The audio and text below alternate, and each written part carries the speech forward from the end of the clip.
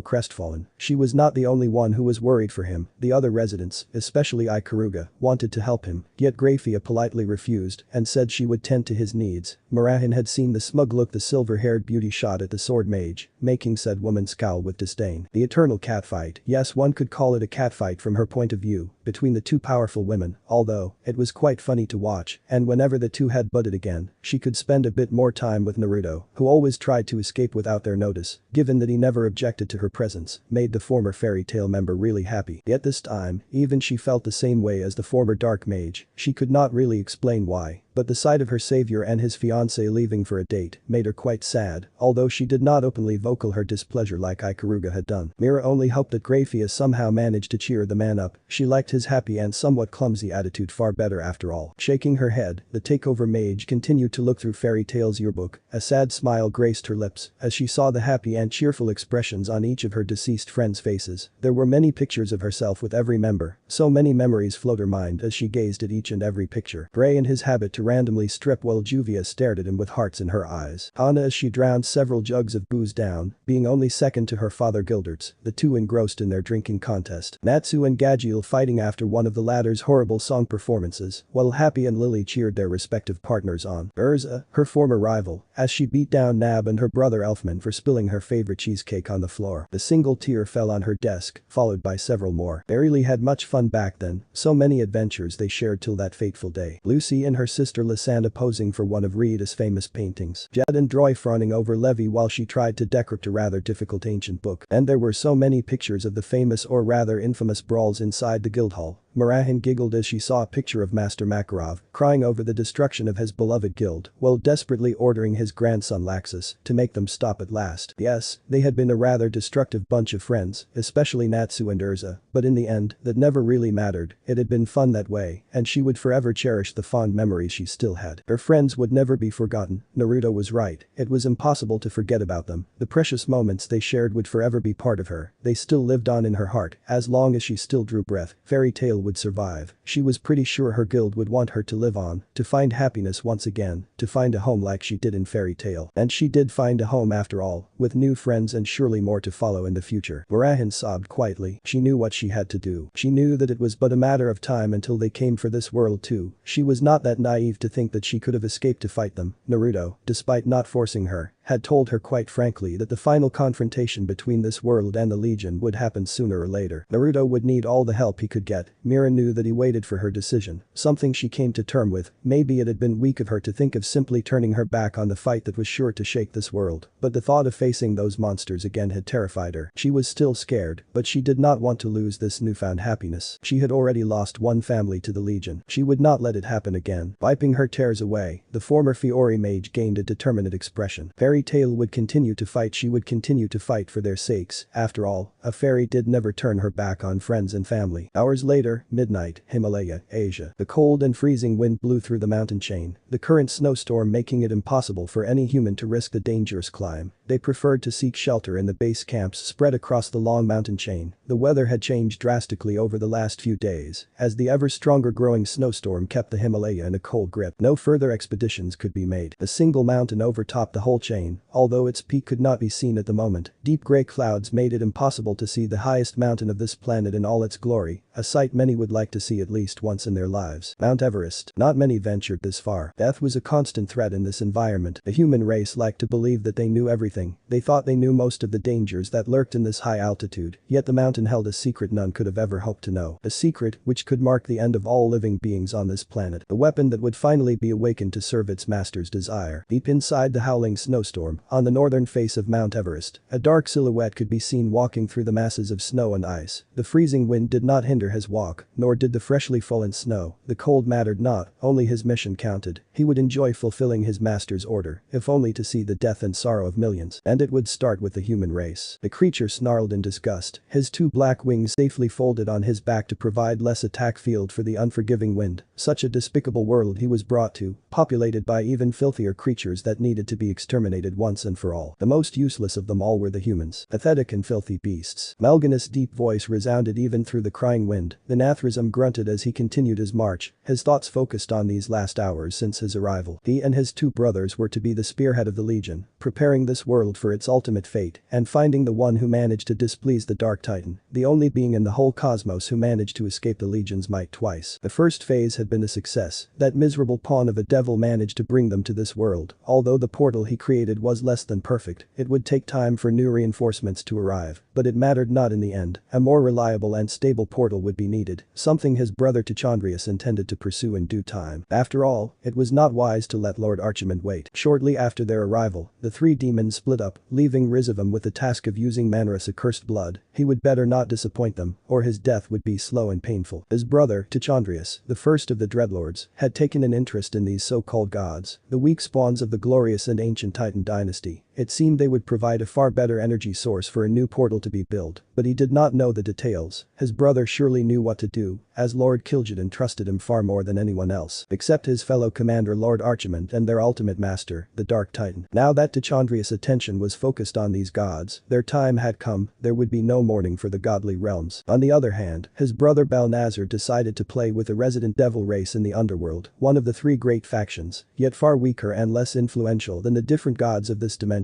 Balnazar always loved to play with his prey after all. He nearly pitied the devils, they would destroy themselves, eliminating themselves before the main force would arrive in this world. Unfortunately, this left Mal'Ganis with not much of a choice. Granted, the thought of corrupting these weak-minded angels seemed appealing, yet he did not want to infiltrate their realm, given that the one who created it was a direct descendant of the Titan Organon, to think that his child had sought refuge in this world long ago. And so his eyes fell upon the human world, a world he would enjoy watching burn. He had watched this world, traveled to several places to gain a general overview. What he saw was the weak-minded race of humans who thought the world was theirs to give and rule over, failing to see that they were in fact on the way to destroy themselves. A pitiful race indeed, destroying each other even without the Legion's influence, yet he had to accelerate that process. At least the countless different Yakai races also fell under his care. It would be fun corrupting them, turning them against each other. So many puppets to control, yet he had already a perfect idea of what to do. Unknown to many others, Lord Kil'jaeden already discovered this world long ago, but until now, the time was not right to unleash this new untested weapon. Mal'Ganis finally arrived at the summit of Mount Everest, now standing before a high cliff formation. The temperature had dropped even more with the drastic weather change. Not many would venture up here, as it would mean their certain death, but it would not be at the hands of Mother Nature any longer. The Dreadlord placed his right hand palm on the cold surface stone, his claws making screeching sounds as they scratched it. A quick pulse of his demonic energy and slowly, the heavy and thick stone gave way, making a path as if it was a living substance. The demon said nothing as he entered the newly formed tunnel, leaving the crying snowstorm behind. The cave to which he stepped into was completely frozen, countless stalagmites of ice hanging from the roof and threatening to pierce everyone that dared to come to this place. A desolate place it was indeed, but given that no living soul had ventured here it was understandable. Mal'Ganis narrowed his eyes as he saw the reason for his coming. Deep inside the cave, a lonely throne-like structure stood. A throne made of a different kind of ice than the rest, which covered this cave. It almost seemed like crystal, a deep blue in color. The Nathrism smiled menacingly. He knew this kind of ice very well, the kind of ice which came from the twisting nether, his realm. The remnants of the once enormous ice block had long since fallen down onto this planet. It might already been several thousands of years since it crashed down here on Mount Everest. Mal'Ganis did not know. His Lord Kil'jaeden had made preparations for this world, and now, it was time to let it loose, under his exclusive control of course. To his utter amusement, the shattered ice block had taken the form of a throne, with actual stairs of thick ice and several pillars, which surrounded it. The Nathrism carefully walked the stairs up until he stood face to face with his future pawn. On top of the throne, encased in clear ice, was a suit of armor and a sword. Mal'Ganis smirked. He could not help but dwell in memories at the sight. After all, it was the Nathrism who crafted this suit and the powerful rune blade thousands of years ago, at the order of Lord Kil'jaeden himself. The rune blade Frostmourne, one of the greatest weapons ever crafted by the Nathrism. A sinister smile sneaked on his face as the demon stepped closer. Yes, this weapon would be the downfall of mankind, and maybe of every other race too. The Dreadlord could feel the sleeping spirit inside the ice block, even if it did not look like it. This block of ice was in fact a prison for someone who once failed to follow Lord Kil'jaeden's orders. Once known as one of the greatest leaders of his people, now only a shell of his former self. The great Orcus shaman Ner'zhul. He would fulfill the task his master gave him long ago. No one escaped from the Legion's grasp after all. This would only be the beginning. Sending a strong pulse of demonic energy through the ice block, Mal'Ganis watched with rapt attention as the encased helmet and blades started to shake, making fine fissures across the thick ice. That could become a problem, yet for the time being, he would surely be able to contain it. An unholy bluish light awakened in between the helmet visor. Yes, Lord Kil'jaeden's weapon would be put to good use. This was the rise of the Lich King and the birth of the Scourge. The next morning, Naruto's mansion, Kuo City, Japan. One could see our favorite shinobi sitting inside the spacious kitchen, lazily sipping on a cup of freshly made coffee while reading today's newspaper, even though he often glanced through the glass door to look outside at the rising sun. A tired sigh escaped his lips. Still no news about them,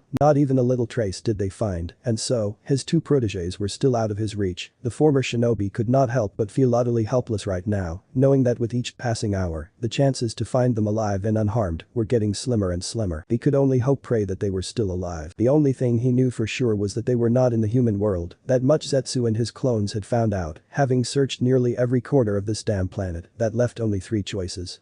He could safely discard Heaven, the Archangel Michael, and his council would not dare to move against the Yokai races, preferring to stay in their own little realm. That left only the underworld and the several godly realms. He had sent Zetsu out to scout the underworld for any possible traces, while several of his clones made their way to infiltrate the gods' domains, yet for the moment no one seemed to have found anything. He could only wait for the time being. Turning his attention to the newspaper in his hands, Naruto frowned. Naturally, the complete annihilation of Kyoto had not been left unnoticed by the human government. Japan's authorities had declared martial law on the land, not knowing what exactly had transpired that day. Many people thought it had been a nuclear incident, like it had happened a few years earlier in Fukushima. Yet there was no such a nuclear plant in Kyoto's near vicinity. Another theory was that terrorists had stolen a nuclear bomb, and Kyoto had unfortunately been the designed target. Others were sure that it had been an attack from another country. Yet for all those theories, there was no proof, especially since there was no sign of radioactivity in the wasteland that was once one of Japan's most beautiful cities. And so it was still a mystery for the humans what had happened. It is better they do not know after all. Rubbing his temple, the former Jinchuriki laid the newspaper on the kitchen table. Things were happening far faster than he had predicted. He feared this was only the beginning of something really terrible. Kami, he really needed a distraction right now. And right on clue, someone entered the kitchen. Hey Naruto.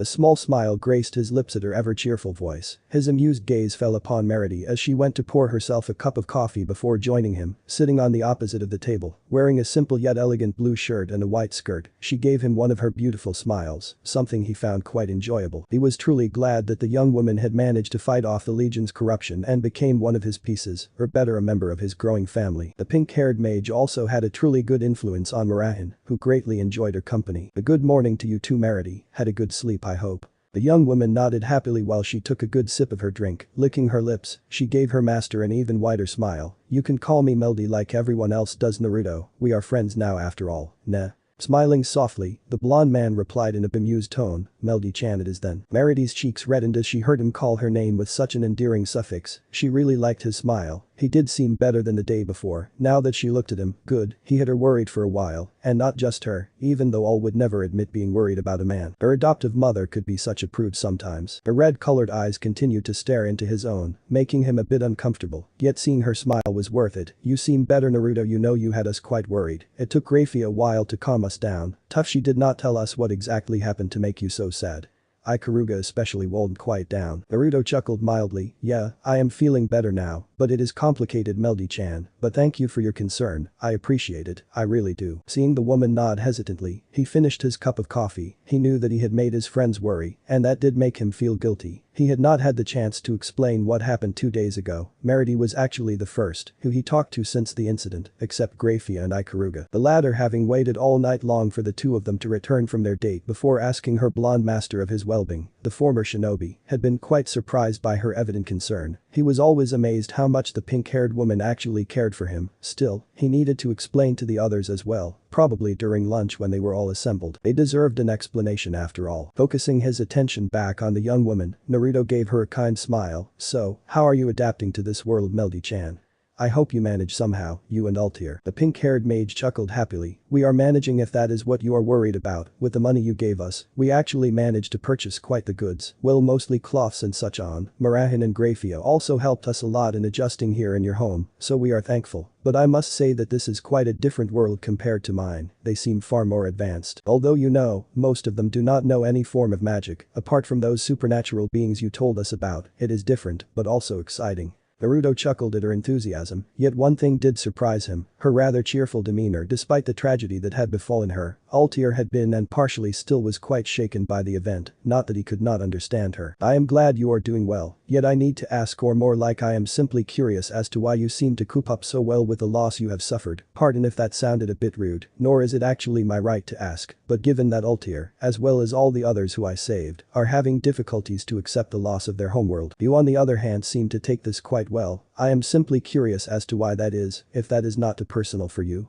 Merity calmed down as she heard his soft-spoken words. A sad gleam appeared in her eyes, while an equally sad smile took possession of her lips. The young woman did not respond immediately, nor did Naruto press her. All was no, we were not good people, Naruto. I am not sure if she told you much about us, but you should know that we were not exactly what you could call good people. We did many mistakes that destroyed the lives of many honest and kind people. We were so-called dark mages, and as you can tell from the term, we did not do good deeds for our world. Naruto nodded at her words. Already being familiar with the term, yes, I do know some of the history of your world. Hato-chan Kaguya, was also a dark mage. If what she told me was correct, it seemed she and her guild specialized in assassinations and sabotage. Not really something that was happily recognized in Fiori, if I dare to assume so. The young woman nodded. Yeah, contrary to legal guilds, we dark mages were part of Yami guilds, criminals if you wanted in simple terms, and to be honest, All and myself were part of one of the strongest Yami guilds, and one of the most wanted for all the terrible things we had done. That was nearly 8 years ago, before we truly became aware of what we had done, and due to Mira-chan's guild. All and I left our guild and the path of darkness for good. Oh?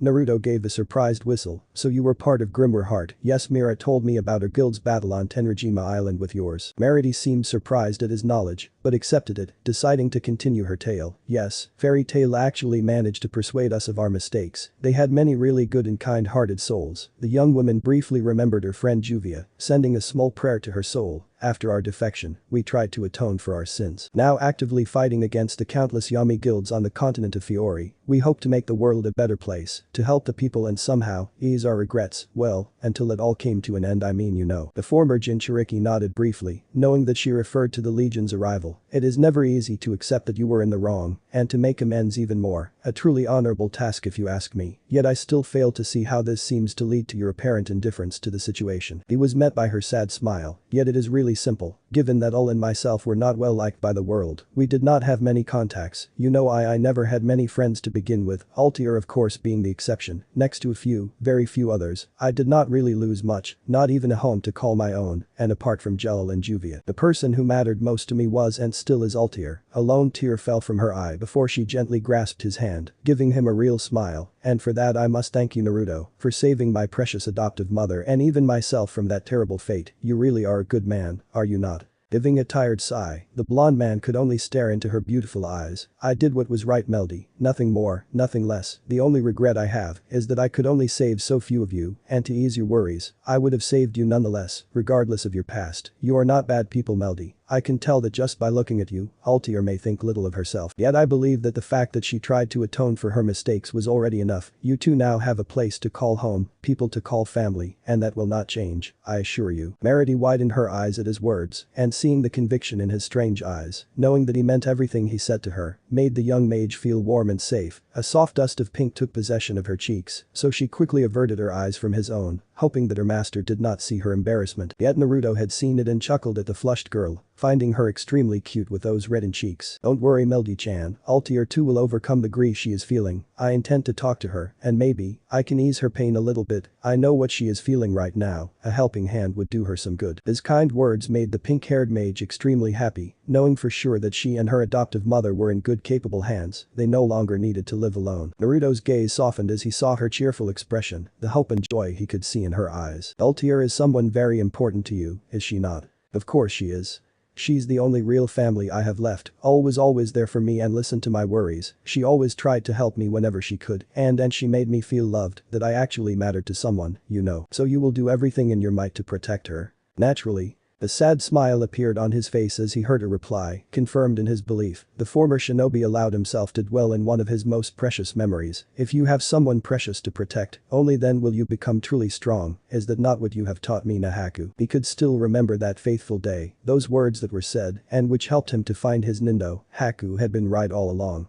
If you only had someone to protect, to fight for, there was nothing that could stop you from achieving it. It is how he became strong after all. And looking into Melody's determined eyes made him realize just how strong this young woman would become in the future, just as his other pieces who had similar persons to protect. Naruto smiled fondly. Your teachings will not be forgotten, my friend. I will make sure of it, Databeo. Both continued to have a pleasant conversation, talking about some more trivial matters, yet he could not help but tell the young woman some of his former adventures, mostly the countless pranks he had pulled off during his youth. Meredy seemed to enjoy them very much, giggling happily while listening to all the crazy stuff her new friend had done in his past. It was only an hour later when the other residents of the mansion started to awaken. Naruto already felt her magic signature long before she stepped into the kitchen, giving Murahin a charming smile as she entered. The former fairy tale mage now wearing a superb black strapless dress, which left her shoulders and upper chest exposed, the dress having a long cut on her left side, giving him a good view of her creamy thigh, and the white stamp of fairy tale. In addition, she wore equally black arm-length gloves, which did yet not cover her hands, and black high heels. Naruto inwardly swallowed, trying not to be distracted too much by Mira's beauty, a difficult task indeed. Good morning, you two, already up at this time? Greeting the younger woman with a small smile, the ivory-haired mage then quickly focused her attention on her male friend, who had gained a small blush on his whiskered cheeks, much to her joy and silent hope. At least she knew he found her attractive. Can we talk, Naruto? The man blinked, tearing his eyes from her beauty before casting her a small smile. Sure, Mira, let's move to the living room then. Not a second later did a rather loud seductive voice resound through the mansion, making Naruto freeze in silent terror. Would you like to shower with your dear little Hato-chan, MMH Naruto-sama? Said man sweated bullets as he heard Ikaruga's flirty voice. Worse, the whole mansion heard it, his fiancée included, who until now had slept peacefully in their bed. Soon, a deadly frosty mist spread through the whole mansion. Clearly his Grafiya-chan did not appreciate the pink-haired woman's proposition, not in the slightest. On a better thought, we should talk in the training ground. A small smile was present on Murahin's lips as the blonde man teleported themselves away from the imminent doom. A moment later, training ground underneath the mansion, Kuo City, Japan. Both reappeared in a flash of yellow. Breaking free of his embrace, Murahin softly rubbed her temples, still not used to the strange feeling of his teleportation skill. Yet her curious eyes quickly shifted through the room they had traveled to. Well, room was quite the understatement, it was more like a huge rocky landscape, and if her eyes did not completely fool her, there was a bright shining sun up there in the blue sky. She should really not be that surprised anymore, already used to her friend's nearly godlike powers. Creating such a place right underneath his home for the sole purpose of training was surely but a trivial matter for him. So Mira, now that we are out of danger, at least I hope so, what did you want to talk about? You know I always have time for you. The ivory-haired woman giggled at his words, knowing very well what was surely happening between Grafiya and Ikaruga many feet above them. She was amused that Naruto seemed to be really scared whenever the two clashed, which happened quite often after all. Casting him a beautiful smile, Mira shifted a bit closer to him, her cheeks reddening a bit. I have come to a decision, Naruto-kun. In response, Naruto only raised his eyebrows, yet his surprise did only last a moment before he smiled softly at the young woman in front of him. I see, granted, he had expected Mira to make her decision in the following weeks, but he did not complain, he was quite positive about her decision. So, will you tell me then, or may I have to guess after all? Mirahin reddened even more at his gentle smile. You already know it, do you not? Seeing him nod, the mage sighed, a smile of her own finding its way on her lips. You had such faith in me that I would make the right decision. You never forced me to accept or even pressed me. I don't know what to say for my defense. I was probably just scared and bitter. I hope I did not trouble you too much. You were never a burden, Mira, if that is what you are asking, nor will you ever be regardless of your decision. You will always have a home here, I promised you after all. Seeing her big blue eyes beaming with joy made the man quite happy. He slowly realized just how much he actually enjoyed Mira's company, more so her caring and warm personality, not that he did not appreciate her beauty at all. She really was one of the most gorgeous women he ever had the pleasure to meet after all. He was truly glad that the former mage was steadily regaining her former strength and will to live. Mirahin calmed her breath, yet the beating of her heart did not lessen in the slightest. I want to stand by your side, Naruto-kun. Seeing him smile made her continue. I had some worries and I was truly afraid, but you helped me during this particular difficult time for me without wanting anything in return. The least I could do is to help you, not just because you may think I'm only doing this to repay you, but to fight for this new life you gave me. You were right all along, Naruto-kun. I simply cannot forget my friends. I know that they would want me to live on and fight. They are all in my heart, their feelings and strength, such a bond could never be broken. And now, you gave me new bonds to protect, a new place to call home, with friends who care for me, just as much as I want to care and protect them. Gazing into her passionate and determined eyes made him smile even wider. I want to protect this newfound happiness. I don't want the same thing to happen again. I don't want to lose them, Grafiya, Kaguya and Ultier and Merity, and I don't want to lose you, Naruto, so please, allow me to become one of your pieces, so that I get the power to protect you all. Just as I thought, you really are someone special, Mira. Naruto extended his right hand before a bright light erupted in his open hand palm. The moment the light died out, the former fairy tale mage could see a golden shining chest piece, a rook piece to be precise. I knew my faith in you would not be misplaced. You will become strong, Mira, that I can promise. The wish to protect someone precious to you can make you overcome every boundary, at least so I have been told long ago, and you know what, Mira, that person was right all along. The young woman stared for a while at the piece in his hands, before shyly smiling at her blonde friend, happy that he accepted her so easily despite giving him so much trouble, at least in her opinion, since Naruto never considered helping a friend of his to be trouble. So, are you ready for this, Mira?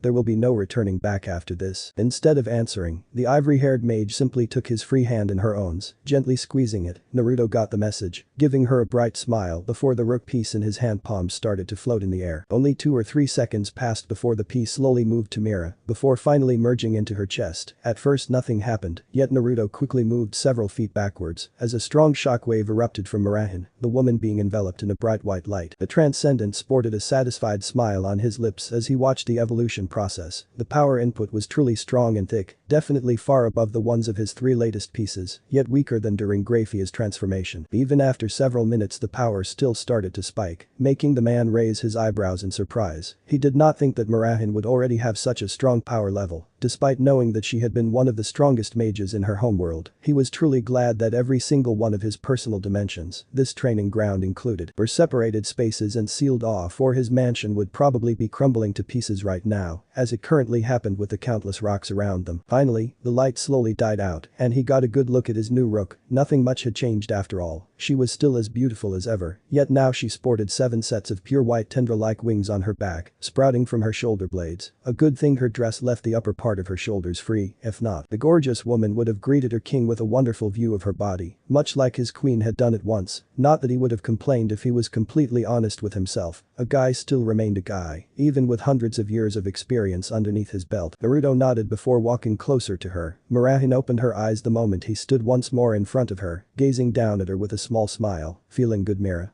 She did not answer right away, taking a deep breath before balling her hands to fists, trying to get used to the new feeling. Her body did feel far lighter and more, it was difficult to say, she just felt better. Good, I feel really good. Splendid. you should feel the change in your body, as the process to become a transcendent allowed you to tap into your true potential. Your body has been enhanced to its peak, making you far stronger and faster than before, not to forget the rise of your magical power, and a rather unique perk, which comes with my different pieces. Marahan looked quite stunned at the reveal, already able to feel how strong she had become during her evolution. Naturally, even though you gained a tremendous power rise, that does not mean you can simply relax, my dear. Now, the time for your training has come to truly master your new power, and as such, you will start to train with the others, yet sometimes, I may train you personally if you wish so, and if I see the need to do so. Understood, Mira? The former mage nodded, finding truth in Naruto's words. Just because she had a sudden power boost did not mean she could neglect her training. A part of her was truly excited at the prospect of training with a blonde man, more so those supposed personal training hours. Now then, eyeing her pure white wings, the former shinobi gave a pleasant sigh. I know this might be too much to ask right away, but I would like to see your particular magic, Mira. Yes, you told me about it, but seeing it firsthand is quite different. Marahan grew a bit uncomfortable, something her new master noticed before easing her worries with a gentle smile. No need to get nervous, Mira-chan. Her blush grew even more as she heard him calling her name with such an endearing term. She really could get used to it. I know you told me that you had problems accessing your powers since you came here, yet now, you should be able to do so, could you please try it, Mira-chan, for me? Looking into his warm expecting eyes made the young woman sigh in defeat before a small smile quickly took over. I will try, Naruto-kun. Yosh. Quickly stepping several feet backwards to give her more room, the blonde transcendent eagerly watched as Marahan started to take deep breaths before closing her eyes. Show me, Mira, show me the power to protect your friends. His voice was nothing more than a whisper, yet said woman might have heard it since she tried to concentrate more. At first, nothing happened. Naruto, however, could start to feel Mira's power gathering after a while before a huge dark purple magic circle appeared right above her. Soon, the ground started to shake and break apart due to the high condensed magic that the woman was slowly but steadily unleashing. Naruto whistled as her magic power still rose with each passing second before her whole body shinned in a dark purple glow. Having anticipated the powerful blast that came only seconds later, the former Jinchuriki channeled chakra through his feet to stick to the ground, smiling proudly as Marahan once more accessed her magic. With one last magical blast, silence fell over the waste training ground before the dirt cloud slowly settled down. Naruto's Rinnegan quickly recognized Mira's silhouette. Before he gained a clear view of her, the man rose one of his eyebrows, clearly impressed and surprised by what he saw. He smirked in amusement. Imagine no, Marahan, now I do understand. Said woman slowly opened her beautiful eyes. Having passed from a light blue to a darker shade, Marahan's long white hair had jutted upwards and became wilder, yet she still maintained her front ponytail. Much to his amusement, her ears had also enlarged and became pointier to the edges, while the black zigzag marking her scar crossed her right eye vertically, much like his own scar, and with a dark red lipstick accentuated her pale porcelain skin even more. Yet her new outfit did manage to make him blush a bit. Her once black dress had all but vanished and been replaced by a very revealing dark red one-piece suit, not covering her arms and legs, but giving him a wonderful view over her near completely exposed front and back, her flat belly and wide cleavage especially. Similar scars or markings covered her creamy well-curved exposed eyes and upper part of her collarbones. The young woman also wearing similar dark red thigh-high boots with high heels and a pink cravat tie around her neck, which kept her skinny suit in place. But what gave this more mature and seductive Marahan and unique flair was her additional changes. Like the dark long tail made out of scales and the equally dark green scale-covered forearms and clawed hands, Marahan seemed to look herself up, clearly surprised that her magic had worked in the end. Yet the moment she looked over her shoulders, she was not greeted by her usual black bat-like wings, but by black tentacle-like wings with a weak white glow at the edges. Meanwhile, Naruto gazed at the transformed Mira with no amount of small surprise and respect. He had not thought that the woman would be this strong to begin with, despite knowing that she had been a very strong mage in her world, yet seeing it now made him realize just how much of a strong friend and ally he just gained. So this is Mira's magic, Satan's soul if I remember correctly, and if what she told me is correct, this is only her weakest form. Impressive, really impressive, Mira. The transcendent could not help but feel quite appealed by her magic, more so the traces of demonic energy he felt coming from the woman. Quite interesting indeed, and even though Mira explained to me how her magic takeover worked, I am still surprised how she could have tamed a demonic soul to begin with. Sure, this demonic being does not seem to be that strong in regards to the demons serving in the Legion, yet maybe we could make use of Mira's ability to seemingly control and take over demons. With enough training, she may even be able to. He did not finish his train of thoughts, although the takeover mage might be able to do so in the future, a faint possibility impossibility, but a possibility nonetheless, something he intended to fully exploit. Naruto focused his attention back on his newest piece. He had used his first rook piece on Marahin, since she had told him to be an expert in hand-to-hand combat while she was transformed, although now, he did regret not having made a second queen piece for the ivory-haired woman, with the abnormal high magical reserve said woman had gained with her takeover. Marahin would have made a fine queen, versatile in near all fighting areas as it seemed, yet he was not sure if he would have survived in making a second such piece. Grafiya's queen piece was special after all, just as much as the meaning behind it, given that it was his method to propose to the silver-haired beauty. Now that he thought about it, he still needed to formally purchase an engagement ring for his fiancée, something he intended to do the moment he had some free time to spare, which could take some time unfortunately. Yet for now, he would need to concentrate on his newest peerage member, training her together with the others with Grafiya's help. The matter with Yusaka and Kunu was also still on his mind, something that, despite his outer attitude, concerned him greatly. He would not rest till he found those two and killed the one who had dared to kidnap them. Naruto gritted his teeth, knowing that while he was stuck with the search, both Yusaka and Kunu were surely tortured or even worse, if the Legion was truly involved in the incident. He did not even realize as Marahin had closed a distance between them, her clawed scale-like hand gently touching his cheek to gain his attention. The blonde shinobi gazed into her dark eyes, taking in the caring and gentle side of Mira, even in her demonic form. He smiled in appreciation, but both knew that his smile was a fake one. The next day, midday, Occult Research Club building, Kuo City, Japan. Naruto, for the 10th time in just half an hour, wondered how he had gotten himself in this kind of situation, his right eyebrow twitching violently, which went unnoticed by the other two persons in the room. Naruto-sama, would you like to taste some of my house-made cookies? I made them just for you after all fufufu. He does not want your tasteless well, in fact they are really good Naruto-kun, but nevertheless, I am sure my boyfriend would not appreciate it, right Naruto-kun? Said man could not even respond properly before the two girls on his side Zenu started to quarrel and glare heatedly at each other. The only good thing in this whole mess. Both of their wonderful well-curved chests were pressed into his arms, which they hugged with a near-death grip, letting them disappear into their cleavage, a wonderful feeling maybe, yet his headache only grew with each passing minute of their verbal dispute. How did the women in this dimension even get this big in the chest area? He did not know. Hell, the two of them had an even bigger bust than his fiancée, something he thought was not possible until he met Aeno. Damn, Bachan's chest was a joke compared to the breast size of the women in this world. Oh, bad train of thought. He did not want to think about his surrogate mother that way. Naruto sighed inwardly.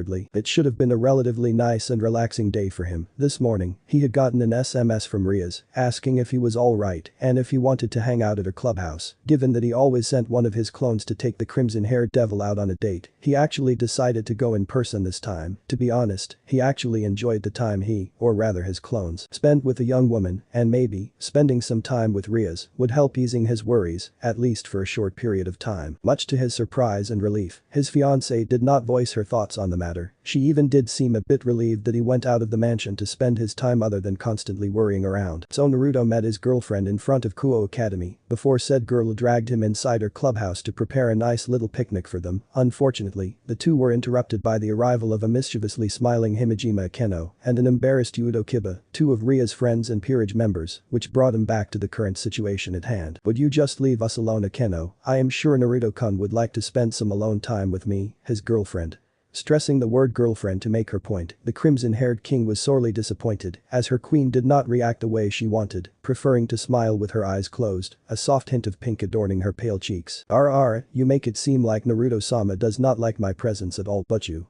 Akeno simply leaned in closer, snuggling deeper into Naruto's embrace, much to her king's growing anger and frustration. Rias was at the point of blowing her damn seductive queen apart with her power of destruction. How dare her servant try to get this close to her boyfriend? It seemed she had not educated her peerage members the right way, at least her queen and best friend, since Kiba had quickly understood the atmosphere and, after greeting her Naruto, had excused himself to leave, only her sadistic and lecherous queen stayed and quickly took the spot on the couch next to the blonde man, leaning in far too close to her liking. The crimson-haired Gremory princess was far from amused with the current situation. It should have been a quiet day for her, a day she intended to spend with her boyfriend. After all, she had not seen him during these last days, not since the complete annihilation of Kyoto, one of the strongholds of the entire Yokai race, with their leader Yusaka, a nine-tailed kitsune with fearsome power. But now, nothing was left of the once beautiful city of Kyoto, only a wasteland with no living souls. It still scared Rias to think what could have caused it, to know who actually managed to defeat Yusaka, a Yokai on par with an ultimate class devil. and some even dared to say on the level of Amau. Each faction had sent their own investigators to the ruins of Kyoto, yet none found out what had happened. None had survived and Yusaka was presumed to be killed during the fight. Not a reassuring thought, given that Rias with her peerage had felt the enormous shockwaves that day, resulting in quite a lot of collateral damage to the city of Kuo. Fortunately, it was only minor damages, like broken windows and fissures in the roads and older buildings. It had been really hectic these last days, and until yesterday, she had not been able to contact Naruto to see if he was alright, if nothing happened to him during that day. Maybe she was a bit too worried about her boyfriend, but she would not risk anything if it only meant his well-being. She would not lose this one chance at happiness to no one, not even her best friend Aeno, who actually had the nerve to rub herself against her man. She would not have this sort of behavior from one of her servants. Naruto-sama, maybe we should let prude little Rias go to bed already so that we can have a bit of fun together, Fufu.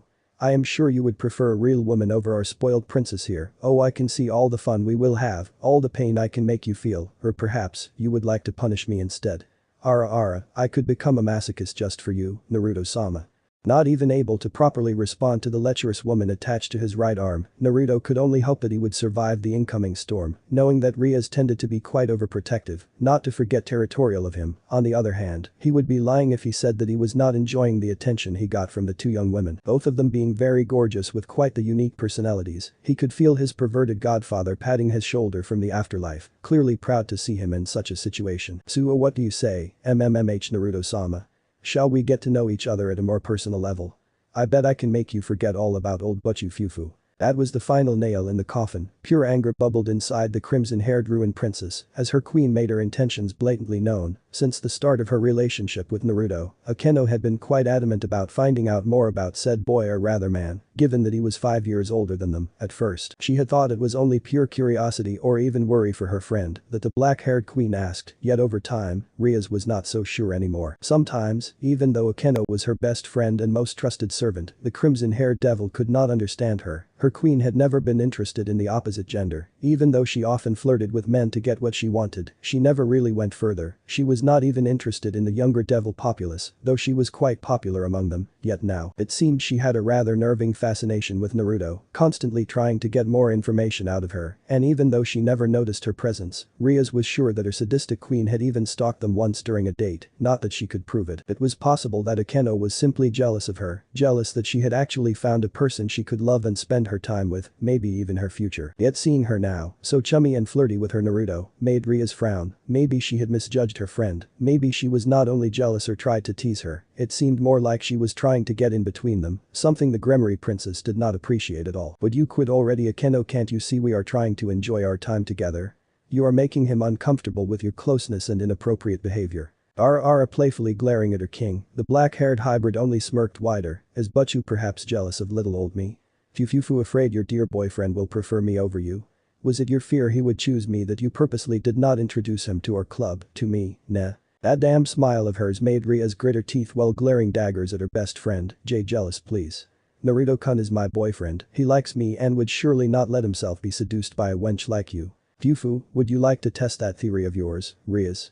Aeno's tone had changed a bit, despite still smiling. Both Naruto and Rias knew that she was dead serious, making the former sweat bullets as he felt both girls drawing on their powers. It seemed they were only moments away from tearing each other's throats apart if both devils actually forgot to mask their non-human energy from him, believing that he did not know about their race. So currently, the two girls were doing quite an awful job at hiding their devilish magic from someone who was supposed to be a simple ignorant human, and they did not even notice it to begin with. Naruto was actually at the point of simply teleporting himself out of the danger zone, yet before he could create a clone to substitute himself with, did he feel two presences coming closer to the clubroom. He breathed a sigh of relief, which went unnoticed by the two glaring devil women on his sides. Not a second later did the door to the clubroom open with a loud bang, startling both Rias and Aeno, who had not even noticed the incoming presences, too engrossed into a glaring contest with each other. Butchu, the loud male voice resounded through the spacey room, belonging to one Haidu-Issei, who was panting very hard, a proud and smug smirk on his lips. Butchu.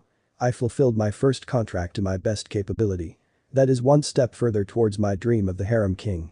Yosh. Issei needed a moment before he realized that his king was not alone in the clubroom. Yes, Aeno, the vice president, was also there, But that was normal after all. What was not normal, however, was the blonde man sitting on one of the couches, with both Rias and Aeno snuggling against his sides, pressing their wonderful oppai against his arms. The boy's jaw dropped to the ground. Ria's too sweet and dangerous voice brought him back to reality. The boy broke out in a cold sweat as he felt the two women's glaring eyes on his humble person, yet the man sitting in between them only had a bored look despite the amused grin on his lips. Issei gulped in fear, rubbing the back of his head. Bad time but you. Rias huffed in annoyance and closed her eyes, massaging the bridge of her nose to calm herself. Nothing was going as planned. First her sadistic queen, who did not take the obvious hint to leave them alone, and now, her newest member came rushing into her clubroom, at least this time. He seemed to have a valid reason. This was actually the first time her male servant fulfilled one of his contracts. She should be happy, yet she was not for some reason. In the meantime, Naruto examined the new arrival. Haidu Issei, seemingly a normal high school student, wore the typical Kuo Academy male uniform. At age 17, the boy had an average build and was probably a head and a half smaller than himself. His light brown hair was cut short and still maintained its spiky nature, much like Naruto's. While his brown eyes were surprised to see another male besides Kiba in their clubhouse. Despite outer appearances, Issei had become a devil, a servant under Rias, if he recalled correctly. Ikaruga told him that the boy had required 8 pawn pieces to be revived, not surprising, since he had one of the strongest sacred gears in this dimension, one of the 13 Longinus, the boosted gear to be precise. Naruto smirked inwardly as he watched the new Sekiryu, the Red Dragon Emperor, getting reprimanded by his crimson-haired girlfriend while Aeno giggled at the scene, still attached to his right arm. A part of him did feel sorry for him, or more like the being residing within said boy, even though he was sure that this boy would become a good partner for him in the future. The back of Issei's right hand glowed green for less than a second, making Naruto nod in silent greeting, unseen by the other occupants. It was always good to see an old friend once again. Rias stood in front of Issei, having just finished to tell him how to behave himself in the future, although she did find his brash and naive personality cute in a way, though he did need to properly compose himself in front of others, more so her boyfriend who was unaware of them being devils, something Issei with his attitude just now could have told him. Issei, meet Naruto-kun. Casting her boyfriend a smile, said man rose up from the couch, unfortunately taking the flirty girl attached to his arm with him, much to the king's further annoyance. The blonde transcendent did not let Aeno slow him down, stepping up in front of Issei with a bright smile. Yo, name's Uzumaki Naruto. Pleased to meet you. The two males shook hand before Issei's eyes widened in realization. You're Butchu's boyfriend.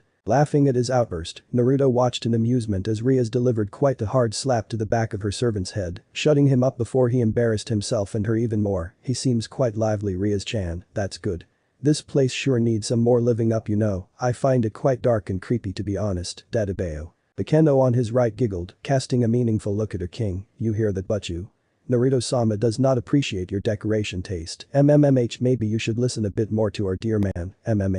The crimson-haired ruined princess crossed her arms underneath her bust, unknowingly giving Issei quite the show, given the lecherous expression on his face, as he shamelessly ogled her babies. Naruto was actually keen to punch him for that. It is actually quite the reasonable decoration, Naruto-kun, given that we are the Occult Research Club. We specialize in themes such as religion, myths and much more, so I find this particular style appealing. She paused for a moment, shyly looking away, yet I could make some arrangements to fit it more to your liking. Seeing that Rias was actually worried about his little joke, made her queen smile mischievously. Don't trouble yourself, Rias-chan. You should know by now that most of what leaves my mouth either makes no sense or is meant as simple joke to tease others or even both. Common, you should know me by now, don't you? Rias sighed before a small smile appeared on her lips. She should not look into his eyes right now. His cute and charming smile, as well as his lovely stupid expression, would make her crumble instantly. Issei, able to tear his gaze off from his Butchu's heavenly oppai, which was a wonder itself, could not help but feel jealous at the blonde man, who managed to charm both girls quite easily with his happy attitude. Even Aeno was all over him. Oh, how he cursed those Prince Charming males. First Kiba and now Naruto. Life seemed truly unfair sometimes. The boy watched jealously as Rias embraced him, pressing her wonderful oppai into his chest, while planting a soft kiss on his cheek, before heatedly glaring at Aeno, who returned the gesture. You are the reason Butchu won't show me her oppai, damn you. The words had left his mouth before he realized what he had said. Issei sweated bullets as the crimson-haired king shot him an intimating glare. Rias herself did not know why she reacted so violently toward such a harmless statement of perversion, given that she actually never cared much what others thought of her body. She had never much modesty after all. Yet since she met Naruto, she started to value her flesh, no longer allowing others to see her in such a state. She blushed, that privilege only belonged to one after all. Meanwhile, Naruto chuckled at the young boy's words. That was actually his greatest weakness, or maybe his greatest strength.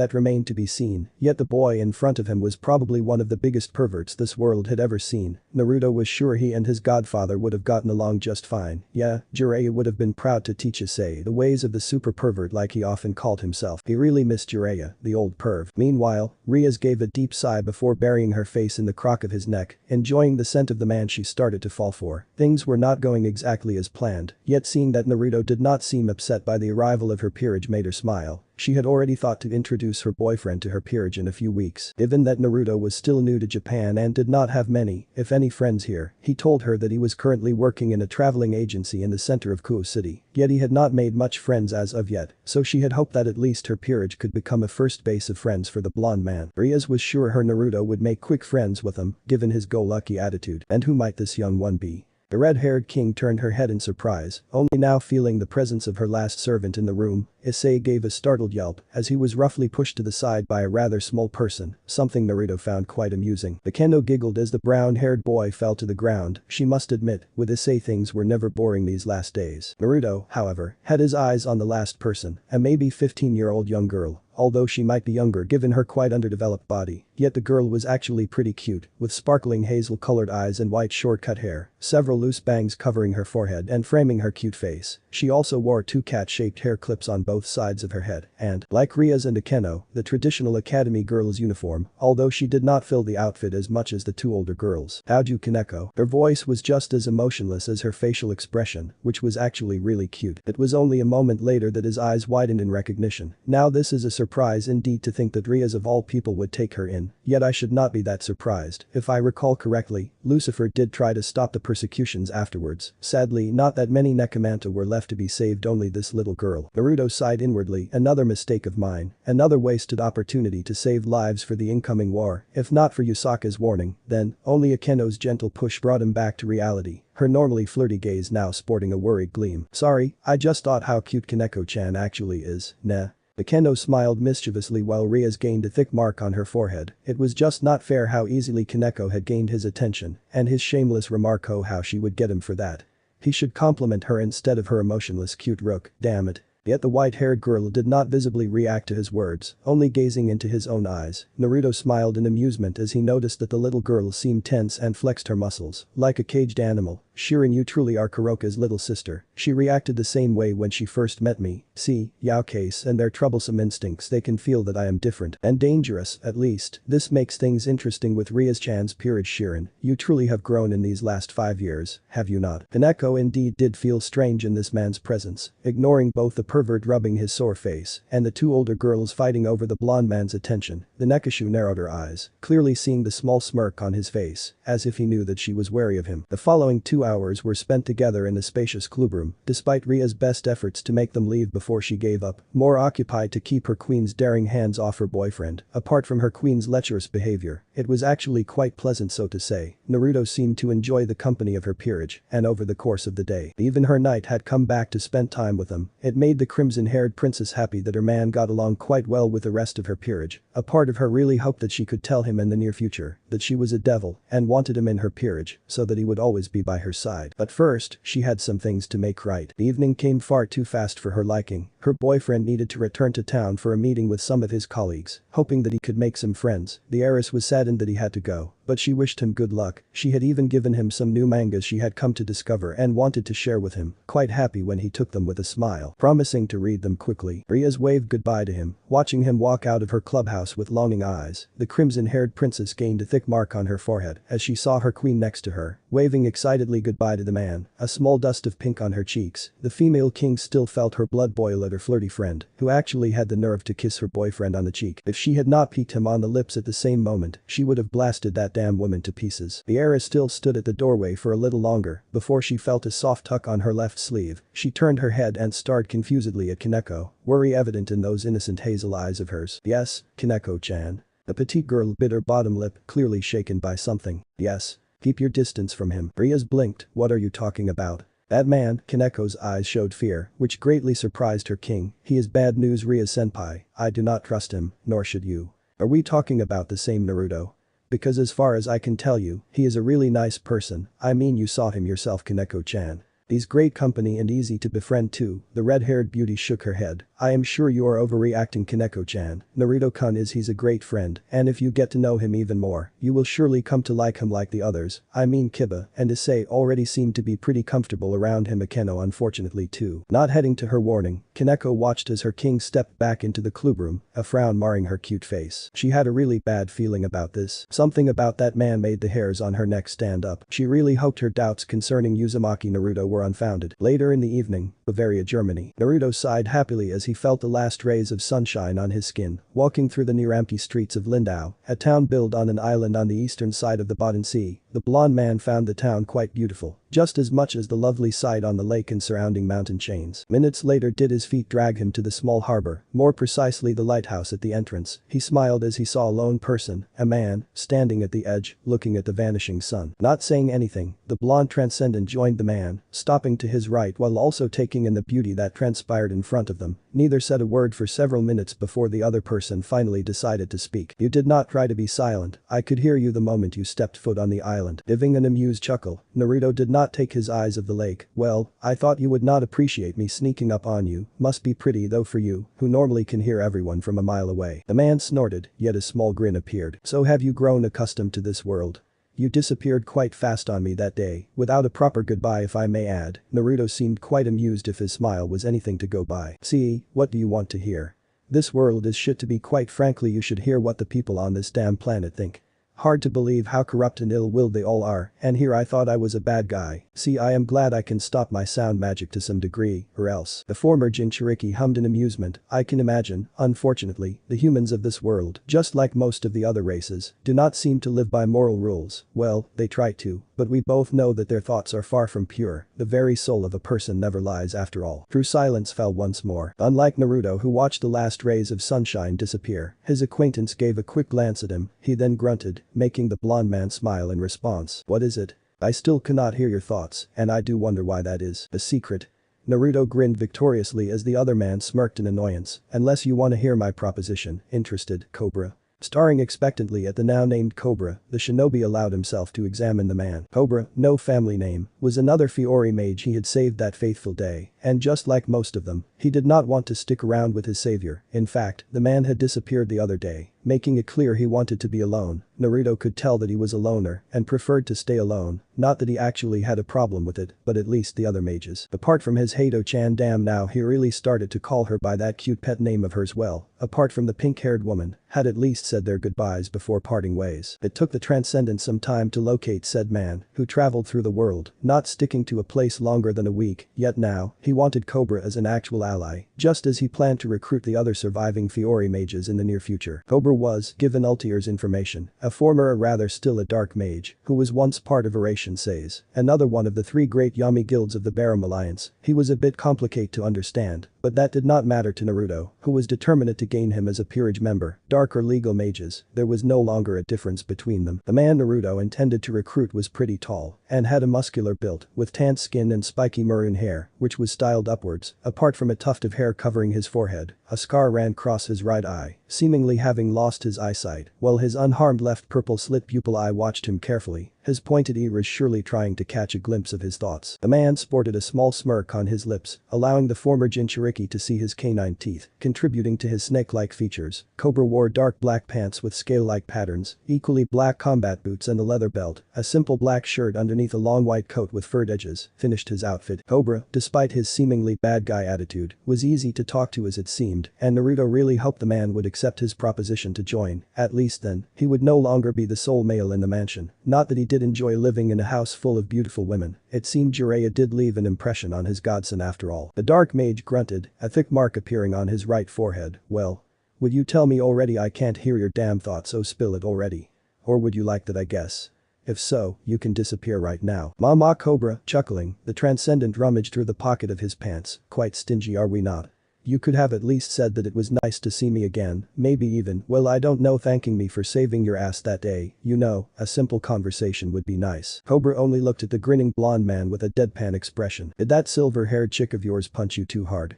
Because if I remember correctly, you were covering in fear in front of her. It seems she had not been too thrilled by your secret voyage to Fiori. You were pathetic that day, completely under her thumb. I still find it hard to believe that you are as powerful as you claim to be. Naruto's sweat dropped at the remark. He could still feel Grafia's iron fist on his head from that day. Not one of his most glorious plans, teleporting to an unknown world without even being sure it would succeed. Not to forget doing so without telling his girlfriend. A bad idea indeed. A good advice. Never anger a woman who can freeze your balls off. I was sure that my pair could be thrown in the trash can after Grafia was done lecturing me. Cobra's lips curled up a bit. Now that we are done stating the obvious, which is that I am an henpecked husband or fiancé, who has terrible fear of a single woman's freezing wrath. Thank you kindly for the reminder. Pouting undignified, he pulled a single chest piece out of his pocket, presenting it to the curious Fiori mage. I came searching for you in order to ask you to join me in the war against the Legion. You are not stupid, so you are surely aware that they will come for this dimension too. What of it? What kind of question is that?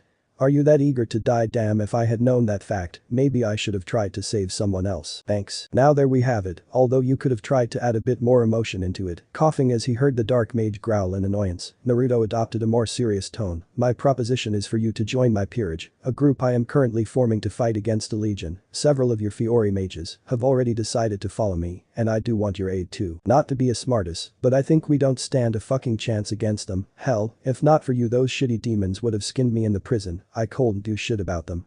And you want my help. I hate to say this, but I'm not strong enough to give them a fight, nor are the others. And this is where this comes into play. Showing him his rook piece, the former shinobi gained a small smirk. I can make you powerful enough, far more powerful than you could ever imagine, Cobra. The only downfall, you will have to follow me and aid in this world's protection. Oh? And pray tell, why would I want to protect this? I know how rotten they are. I can hear their secret thoughts and desires. I'm not eager to fight for such people. And for your own life. See, a sorrowful gleam appeared in his lone eye. I don't care for myself. I lost my only friend that day. No longer will I be able to hear her voice. You could make other friends. Don't bore me with that shitty monologue. Yet he grew silent for a moment. They killed everyone, did they? Those who were present during that day in your house were the only survivors. Yes, they were. Cobra grew silent for a while before he gritted his teeth. You can give me power, right? Power I need to kill those demons. The ones who killed my friend. Fine then. I'll become your ally in this, as long as I can avenge my friend Cubelios. Naruto, however, only watched a maroon-haired mage with narrowed eyes. Right now I'm stuck with an avenger. Why does this seem so familiar to me? A deep groan escaped his lips as he thought of another revenge-stricken person he intended to recruit. Things would surely become troublesome, like Shikamaru used to say. In the meantime, a small old mansion south of Vomavech, Romanian coast. With a deep sigh, Mephistopheles laid down the test papers, massaging his aching temples. The old devil, like so often, wondered why he had founded his troublesome magician school in the first place. He truly hated correcting the papers of his students, always taking far too much of his time. Yet he could not help himself. Humans were truly an interesting race to deal with, yet he not once met another human like Georg Faust. A part of him really missed traveling with that interesting human, who introduced him to this world, a world he now lived in since leaving the underworld. Ah yes, those good old times nearly 500 years ago. Mephisto tensed as he felt a dark, powerful aura entering his estate before he heard the sound of footsteps. Obviously a female, since her high heels made loud noises on his wooden floor. The extra devil relaxed a bit as he felt the familiar energy signature, yet his eyes betrayed the growing worry he felt. Is this a way for one of my children to live? In such a desolate place? A mature feminine voice resounded through the mansion, making Mephisto tense in concern. Why so tense, my child? Why, you ask? Is it not evident you vanished long ago, 800 years to be precise, and now you came back? Sufficient to say, I am quite concerned by that fact. The female chuckled in amusement, the sound of her high heels now directly behind him. Mephisto did not visibly react as he felt two slender hands caressing his scalp, her long black-coated fingernails not hurting him. Much to his surprise, she touched him with great care. It felt just like back then, when he was still but a child. The loving touch of a mother. He nearly forgot that feeling over the last centuries. Why have you decided to show yourself now of all the times? Why, you ask? Her voice dripped with lust and excitement. Someone has caught my attention while I was sealed away. Someone strong enough to become the ultimate existence. And you know, my son, I only desire the strongest. Mephisto narrowed his eyes at her purring voice, already having a hint who she was referring to. Yet that is not the only reason for interrupting my slumber. Taking her hands off his head, the female walked over to the window. Her black wings and the gray slender tail swaying with each step she took. Even the skimpy armor she wore made small noises and gave a healthy view of her well-toned body. I could no longer sleep while my children are standing at the brink of destruction. They have come, have they not? My eldest child, my firstborn devil son, has already fallen to them, blinded by the promise of great power, even going so far to lose his soul to serve them. A pity, is it not? Mephisto narrowed his eyes further. Did you not notice what happened to your elder brother? And you two were so close back then. Unfortunately, he seems beyond salvation now, nor is he the actual reason for my coming, yet, my motherly instincts urge me to help him, and I need help. Mine? No, the woman chuckled in delight. I want to meet this friend of yours, my son, the one known as Uzumaki Naruto, for he shall help me in saving my precious little children. The female turned her head, an amused gleam in her yellow glowing eyes, while she licked her black-coated lips. And maybe, he will grant me the chance to birth another race, a race stronger than the one known as devils. Lilith smiled seductively. Deep darkness and eternal silence was all that greeted them. Naruto's eyes shifted across the large throne room, not at all disturbed by the darkness that consumed the once great castle. Yet it was a problem for his companions, so it seemed, as his lovely Grafiya casted a small light spell, illuminating the waste room and allowing them to see the ruined state it was in. This place seemed to have been deserted for many hundreds of years, yet the blonde transcendent knew better. He could still feel some traces of devilish energy in the air, reinforcing him in his belief that they arrived at the right place. The group walked deeper inside the castle, exploring the ruin yet finding nothing of interest. Naruto frowned. This was not what he had expected. At first, he had been delighted that his spy Zetsu might have found something concerning Yasaka's and Kuna's location. Kaguya's creation had found this abandoned castle ruin only 2 hours ago, since before, it seemed the building had been shielded away by some sort of barrier, something neither he nor Zetsu had come across till now. Suspicious enough since there was no devil barrier that could not be felt or penetrated by them. Naruto immediately traveled to Zetsu's position in the underworld, taking some of his peerage members with him. Needless to say, the former shinobi had started to hope once more, hoping to find some clues of his two protégés' whereabouts. A faint hope it was, but better than nothing. At least now, they knew where to start searching. Grafia's light ball floated above the group, illuminating the spacious throne room in an unholy bluish light. Can you hear something, Cobra? Anything of interest? The former dark mage grunted, keeping his gaze solemnly focused ahead. Nothing, only vermin, maybe some rats crawling underneath us, yet I hear no other soul, not even in the near vicinity of the castle. His king remained silent, yet his pieces knew that he was not pleased. Were they too late? So it seemed, yet still maybe they could still find some useful information, anything that would help finding them and the ones who did this. The group of four slowly moved further into the castle, inspecting the countless ruined rooms before descending the main stairs down to the cellar. Just as expected, no one was there, the place was completely deserted, and whoever had been here, he practically left no traces. Almost. There was not much inside the spacious room underneath the great hall, yet his eyes caught sight of a single elevated platform in the middle. His eyes narrowed. Slowly, he stepped closer to the granite platform, followed by his faithful fiancée, who was dressed in her specifically made battle outfit. The blonde shinobi crouched down, letting the small ball of light float above his head to get a better look. Shattered chains were spread over the platform, he could still feel the remains of magic inside them, suppressive magic, perhaps. It was then that he noticed the dark patches on the granite stone, several of them staining the cold surface. Carefully caressing over the dark red stains, fear gripped him, dried blood, and a lot of it. Anada, do you think? Grafiya did not even need to finish, as the expression on her king's face was already answer enough. They were here, I just know it. Naruto focused his gaze once more across the room, hoping to find some more traces. Boss, I think I found something. Cobra's shout brought him out of his stare, quickly moving towards his rook piece with his queen and bishop in tow. The former dark mage stood at the end of the large room, an uneasy gleam in his lonely eye as he stared down to the ground. Narrowing his eyes, the blonde transcendent crouched down in front of the strange object, or rather the pieces that were scattered over the cold stone ground. Taking one of the small green crystal-like pieces into his right hand, he analyzed the strange object, clearly feeling the dark energy that still lingered within it. This energy was strangely familiar to him, and it did not soothe his troubled mind, if he might say. An uneasy thought invaded his mind. Altair, if you may please. His bishop silently nodded. The raven-haired woman now dressed in a black long-sleeved shirt, which exposed her flat stomach, the woman also wearing matching combat gloves and black boots. Altair, on her adoptive daughter's insist, had taken a liking to wear very revealing and skinny black pants, leaving a good amount of her creamy thighs exposed, while a white long skirt was wrapped around her brown belt, only open to the front. A simple gray coat was draped over her shoulders. Naruto had taken her with him to this reconnaissance trip, glad he had done so, since her unique ability was truly useful in situations such as these here. Doki no Aku. Risuda. Altair's left eye glowed red before changing to a pinker shade. The unleashed magic quickly took effect, and right in front of their eyes, the shattered device was restored to the state it had been before whoever destroyed it. Naruto rose back to his feet, a frown marrying his stoic face as he stared at the restored object. His fiancée stood at his left side, her silver eyes hiding the worry she currently felt. What is this thing?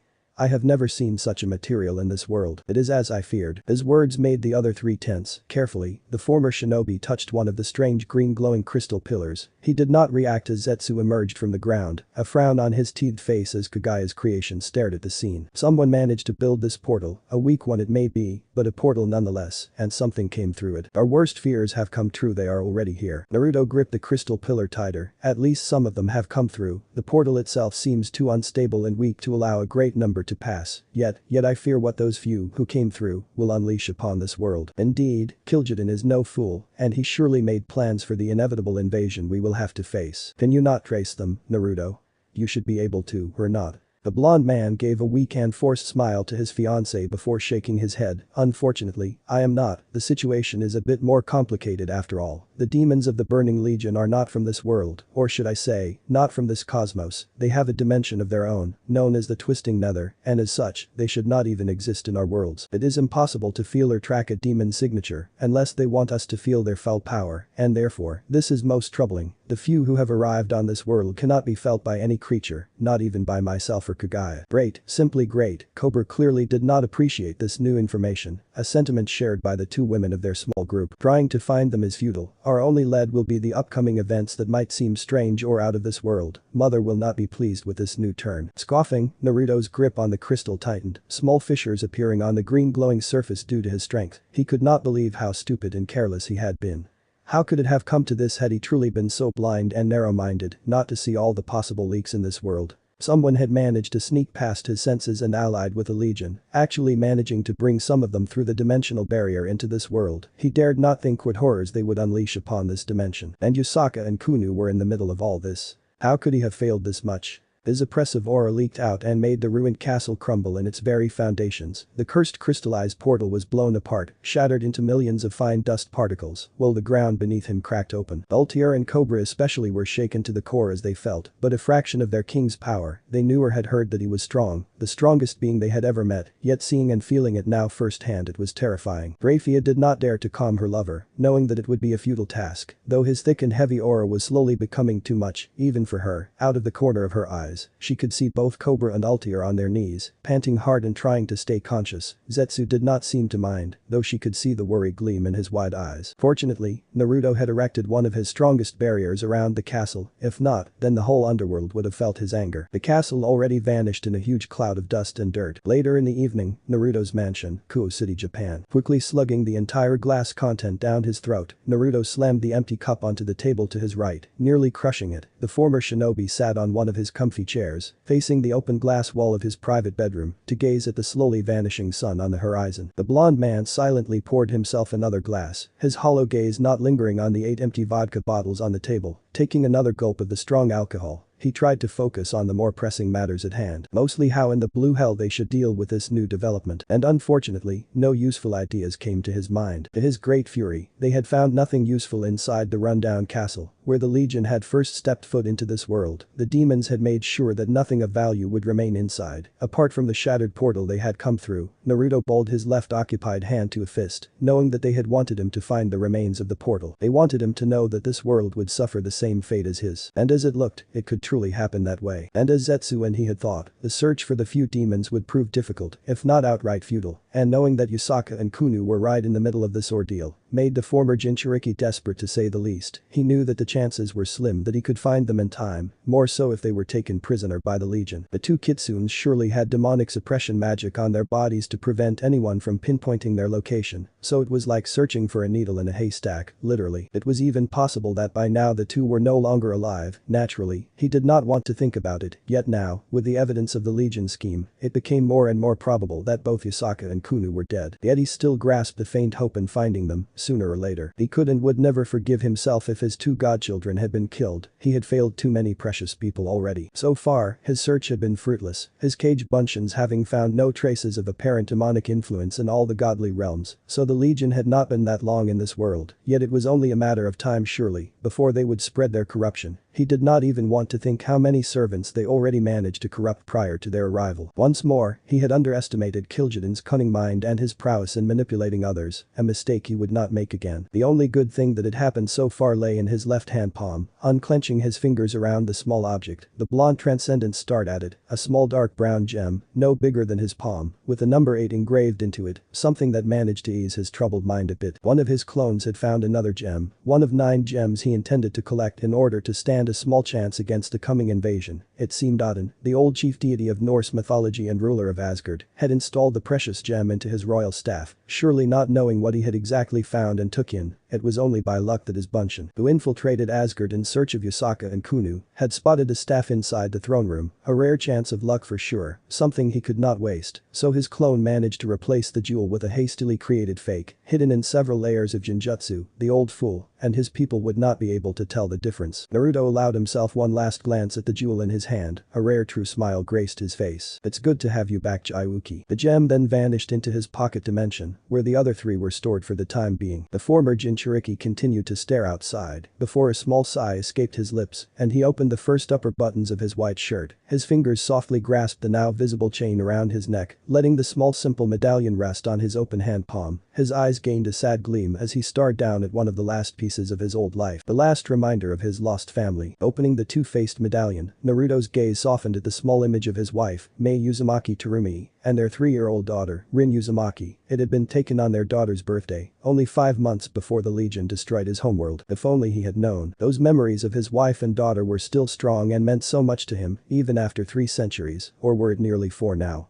Damn, he even forgot his own age by now. He was so lost in his memories that he did not even react as the door to his chambers opened and Grafiya stepped in. Said woman silently moved towards him, though he noticed that she was a bit hesitant to interrupt him. He sighed as his fiancée wrapped her slender arms around his neck and rested her chin on his head, yet she did not speak. Casting one last glance at his deceased family, Naruto closed the medallion and stored it back inside his shirt, not seeing the sad gleam in Grafiya's silver eyes. The former devil knew that she should not have interrupted him during these moments. Yet her heart pushed her to be there for him and give him some form of comfort. He needed it, especially after it became clearer and clearer that both his godchildren were possible dead. She bit her bottom lip at the thought. Feeling the tension rising inside his lover, Naruto lovingly caressed her arms, satisfied to share such a moment with a woman who taught him to live again. After a few more minutes of silence, Grafiya softly raised her voice. Dinner is nearly ready, Mira is finishing the last preparations, and the others have already gathered. MMMH. The silver-haired beauty hummed softly, thinking about them, are you not? Her man chuckled mirthlessly, not a single day since their disappearance has passed without me worrying about them, but please Grafiya, let's just drop this, alright? I am not in the mood for that conversation, though I do appreciate your concern. Grafiya only sighed sadly, if you insist, but know that I always have an open ear for you, my love. I know babe, I know. They remained in their positions for a few more minutes before Naruto slowly rose from his chair, casting a small smile at his queen, who stood behind him, worry clearly visible in her beautiful eyes. You should go and help Mira finish, I will go greet our guests outside. As you wish. Before he stepped through the doorway, Naruto turned his head to gaze at his fiancée, and prepare 2 more rooms. I think we will have 2 more housemates from now on. Yes, master. A small smile graced Grafiya's lips as she heard him cursing, knowing that he did not like to be addressed in such a formal way, especially not by her. At least she still could rile him up sometimes. Revenge for the countless times when he managed to tease or embarrass her, which happened quite often, much to her frustration. While his silver-haired queen moved to the kitchen, Naruto walked out of the mansion, through the driveway. He did have a car, but only to keep appearances for the neighbors, as he did not want to completely shield his life by an illusion. He could already see his 2 guests standing outside the metal gate, patiently waiting for the house owner to arrive and greet them. One of them was a small young woman, or rather girl, while her companion was definitely a man, a rather tall and bulky looking man. A small smile graced Naruto's lips as he caught sight of the 2. Happy to see them looking well after the whole Legion experience they had to endure. Flicking his right thumb and finger, the gate to his alleyway moved to the right. I already wondered if you 2 would return. I thought you would be out for a little longer, already tired of sightseeing. The man, who was at least 1.5 head taller than him, gave a small smile before bowing slightly, much to Naruto's annoyance. Naruto Dono, it is good to see you again. I already told you Jura, you do not need to call me that way. In fact, I would appreciate if you just stopped, you know. The now named Jura just shook his head, his smile still present. That I cannot do, Naruto Dono. You deserve nothing more than my respect, given that you risked your own life to come to our aid. Showing you my respect is the least I can do. Naruto's right eyebrow twitched, already fearing that this would become a common occurrence in the future, especially if they now stayed with him. He truly hated honorifics even in his younger days. He never showed any respect, and actually, he never wanted to be respected in such a way, more like acknowledged for being himself, and not his Biju friend Kurama. Those were the old days, some good, some bad, though he would never question the choices he had made, or he probably would not have caught the eyes of his beautiful Mei-chan after all. Shaking his head, the blonde shinobi allowed a smile to grace his lips as he studied his two guests. Jura, Sharia, it's good to see you two again. I hope you had a nice trip, and may I presume that you will stay for a bit longer this time? That was actually our plan, Naruto Dono. I think we have seen enough of this world for now, so if the offer still stands, we would like to take it. The petite girl next to Jura smiled and nodded, something Naruto was glad to see. Sharia had been a mess when he brought them to safety. Clearly, Jura managed to cheer the young woman up a bit. Both of them were survivors from Fiori, saved from the grasp of the Legion in the last moments when all seemed lost. Juranikas was a truly tall and muscular man, easily towering over Naruto, who himself was already quite tall. The man was bald, or maybe he just shaved his head, with large round eyebrows and black eyes. His skin was quite tanned, though his most notable trait was the long thin dark beard, which grew from his chin and went down to his upper chest, coupled with a small cut mustache. Jura wore a more Japanese outfit, which had him surprised. Well, at least he would not draw that much attention to himself this way. His clothes consisted of a dark grey hakama, combined with a long-sleeved white kimono, showing off a bit of his chest. Jura wore white sandals and traditional Japanese sandals, while a simple dark brown mantle was dragged over his shoulders. I would be honored to welcome you into my humble home, enough room we have after all. Naruto's eyes then shifted over to the petite young woman next to Jura, a large smile now adorning his face. And how are you, Sharia? Did you see some interesting things while traveling with Jura? The girl was the youngest survivor of Earthland, and cute to boot if you might say so. Sharia was 16 years old, being a lovely young lady with shoulder-length amaranth hair, which she tied with orange bows in two short pigtails. Two smaller hair bangs framed her cute and innocent pale face, while her big blue eyes peered up to him, her lips curled into a small yet beautiful smile. Her outfit however drew attention since not many girls her age would dress the way she did, not that he would dare to criticize Sharia's fashion style. He actually did find it quite interesting if he was perfectly honest with himself. Well, the pale blue miniskirt she wore was more than normal, the rest of her clothes were not so common. A pink sleeveless top from the middle of her chest in a deep blue color, doing nothing to hide her already quite developed figure, with white short gloves and a pink thin fabric going up to her upper arms, black stockings, which went up to her creamy thighs, with white leg warmers and black pink shoes, and an orange ribbon tied around her neck completed her outfit. All in all, he quite liked her fashion style, though he did wonder if all the money he had given them was used to make similar dresses. Sharia definitely was not your common girl, something he actually quite enjoyed. Naruto could not help but beam inwardly. Finally, another person seemed to appreciate the glorious color that was orange. Those ribbons looked really good on her, though he would not mind more orange, even after all those centuries. He still found the color to be awesome. Unfortunately, the ladies in his life seemed to have a different opinion. The former Jinchuriki could still remember the time when he started to date Mei-chan. Though he really loved the auburn-haired woman with all his heart, she had not appreciated his fashion style. And on their fifth date, when things seemed to get really serious between them, the female Cage had taken him on a shopping tour to purchase a more adequate set of clothes. That was the moment where he had to say goodbye to his various orange jumpsuits. He nearly cried when Mei-chan burned them with her Yuten. It was only 10 or 11 years ago when he had found a similar looking jumpsuit in one of the stores in Tokyo. Great had been his joy as he bought the cloth, though the joy would of course not last. The moment his Grafiya-chan laid eyes on, in his opinion, awesome cloth, her mouth corners twitched violently before she froze his newly bought jumpsuit, much to his horror. And with the beating that followed, he was forbidden from buying such a horrendous thing ever again. Seriously, why was he the only one who liked the color orange? At least, the silver-haired beauty allowed him to wear some clothes with the color, mostly some shirts. It was not much, but he could not whine. To contrary belief, it was not him who wore the pants in this relationship, but Grafiya of course. Why was he so attracted to women who knew how to restrain him? Or beat him up? Surely something he inherited from his father. He was shaken from his thoughts as Sharia's cheerful and soft voice reached his ears. It was truly fascinating, Naruto-san. There were so many cool places Jura-san and I visited, you know.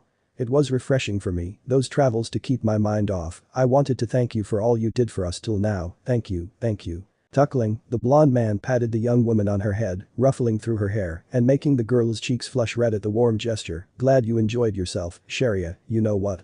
I know a person who would be really happy to see you again. I am sure Mira would be more than happy to welcome you in our home. Sharia's blue eyes shinned with joy, making him smile happily. Mira-san is here really? Yes, so go on already.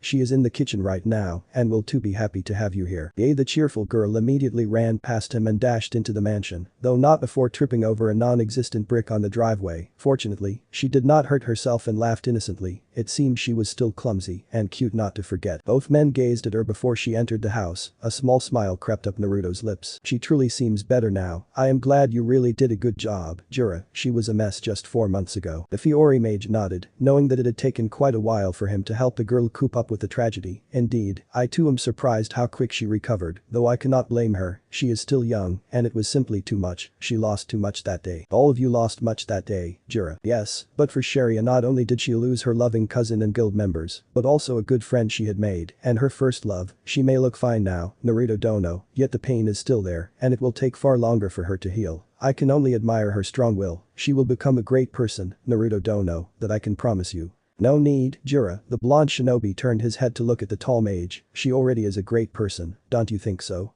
Jura only smiled, wholeheartedly agreeing. So, how was your trip?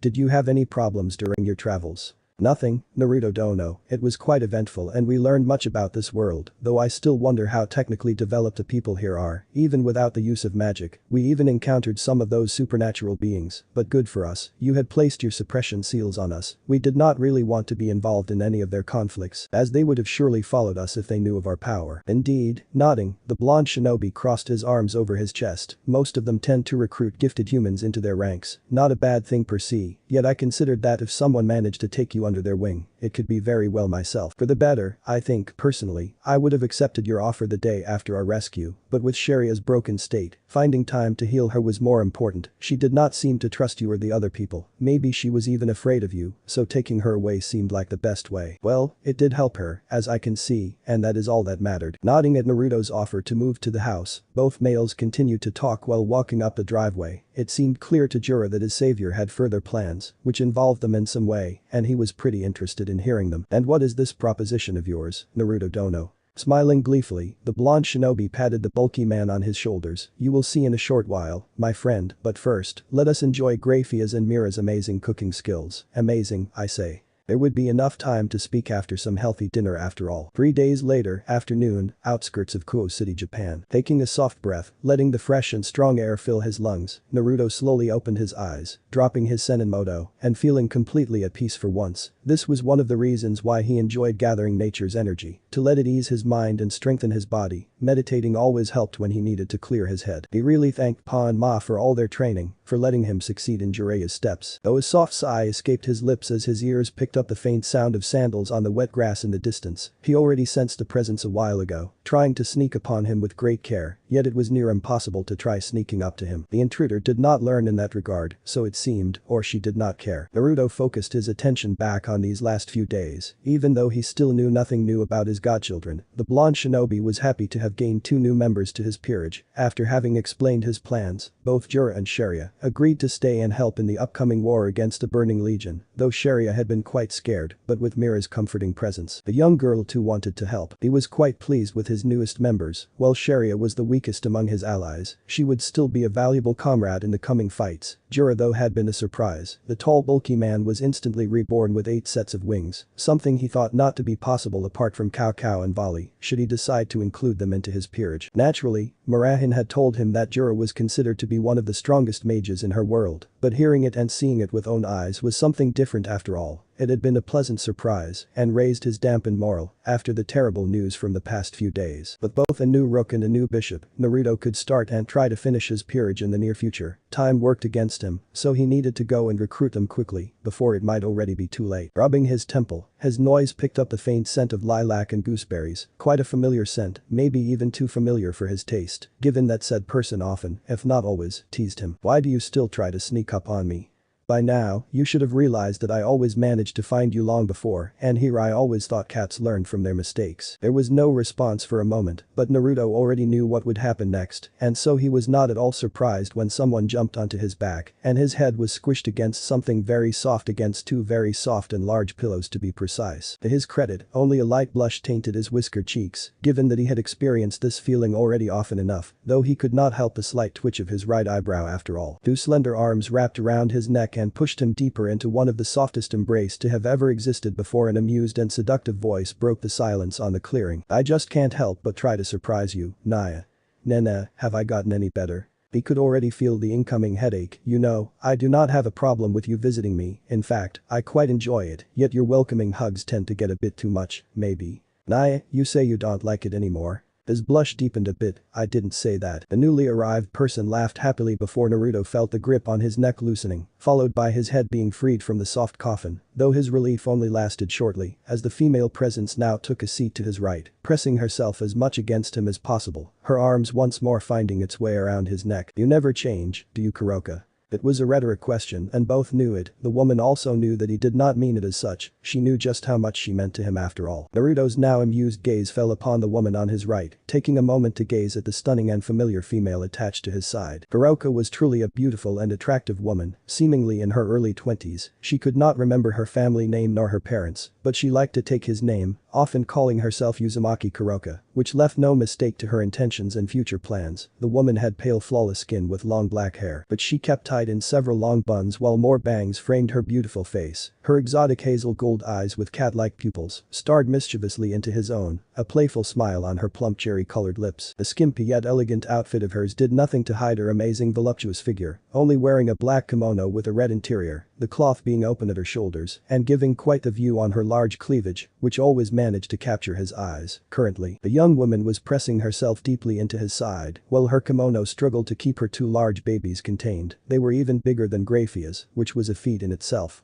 Her outfit was completed by a yellow obi, which kept her kimono tied around her slim waist, followed by several golden beads, though the black kimono barely hid her most private parts and gave him a wonderful view of her creamy thighs and her long strong legs. She only wore simple brown sandals and nothing more, her finger and toenails coated in a layer of black, the color he had come to like over the last years. While Kuroka looked like a normal yet extremely beautiful woman, she was in fact a devil yokai mix, or more precisely a nekashu of the Nekomanta race. Given her origins, she had some distinctive features only to those of her race, namely two black cat tails sprouting from above her firm behind and two black fluffy cat ears atop of her head, which were simply too adorably in his eyes. The female yokai gave him a wry smile, content to push herself as close as possible to his frame. His warmth and scent always managed to calm her down and feel at ease, especially after he stored up some senjutsu, one of the reasons why she tended to visit him after his meditation. Just basking in the feeling of his potent chakra was simply indescribable to her. "So, any reason why you graced me with your beauty? Or do you actually have a valid reason this time, huh?" She could clearly see his amused gaze, as well as the small grin that spread across his face. "Do you?" "Nope." Pinching him in his side, satisfied to see the brief expression of pain on his face, Kuroka puffed her cheeks. "Moo. You didn't even hear me out, Naya."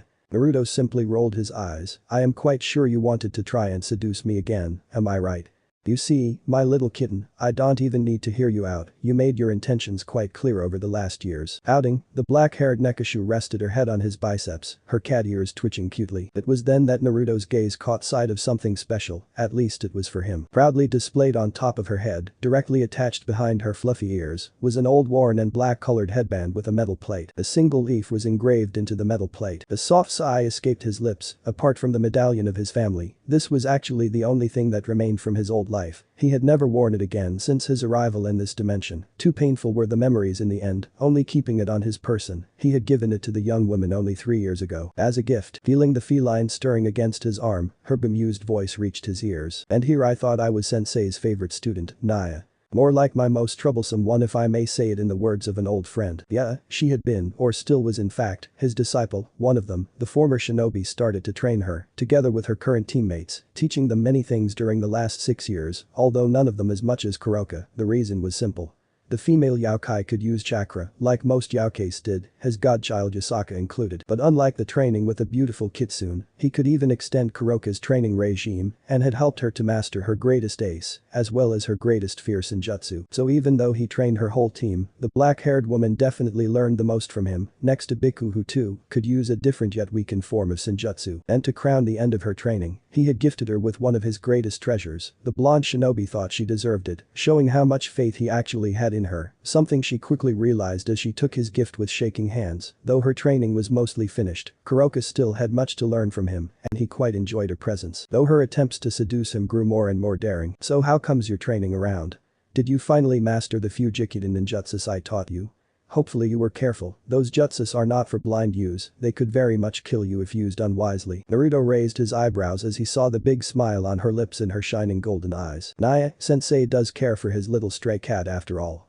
I am so lucky, Naya. And before he could retort, the daring woman had latched onto his neck before licking his whiskered cheek. Naruto shuddered at the feeling of her rough cat-like tongue, even more so as she licked his sensitive whiskers. Damn, she knew exactly how to play him. Trying to stop her proved to be quite fruitless, as she was more than persistent, though that was a trait he liked about her in the end. He had to give her credits for her stubbornness and persistence. Kuroka was much like him in that regard, though both knew that she was right about her being his favorite. Kuroka indeed was his favorite disciple, even more so than Volley or Cao Cao. He did not know why exactly, but he had always held a soft spot for the black-haired Nekashu, something the young woman made use of many times. Kuroka always managed to crumble his hardened shell, especially during training. Naruto smiled. His youngest student, Lefei Pendragon, often whined because he went too soft on her female teammate, though to be honest, the young girl too was sparred from his most intense training sessions, so it were mostly Volley and his two male friends, Biku and Arthur, who were beaten to the ground. Honestly, as if he could ever hurt his two cute female students. Casting a brief glance at the black-haired woman snuggling into his right side, he allowed a small smile to grace his lips. Though it is good to see you again, Kuro-chan, maybe you could bring your team next time. I actually have to speak with Volley about something. The beauty clinging to his arm blinked before she followed his gaze. Naya, Volley too wished to talk, but he seemed a bit off lately. I don't know why, but he seemed sad. Not even mine and Bika's pranks managed to rile him up. Naya, is that so?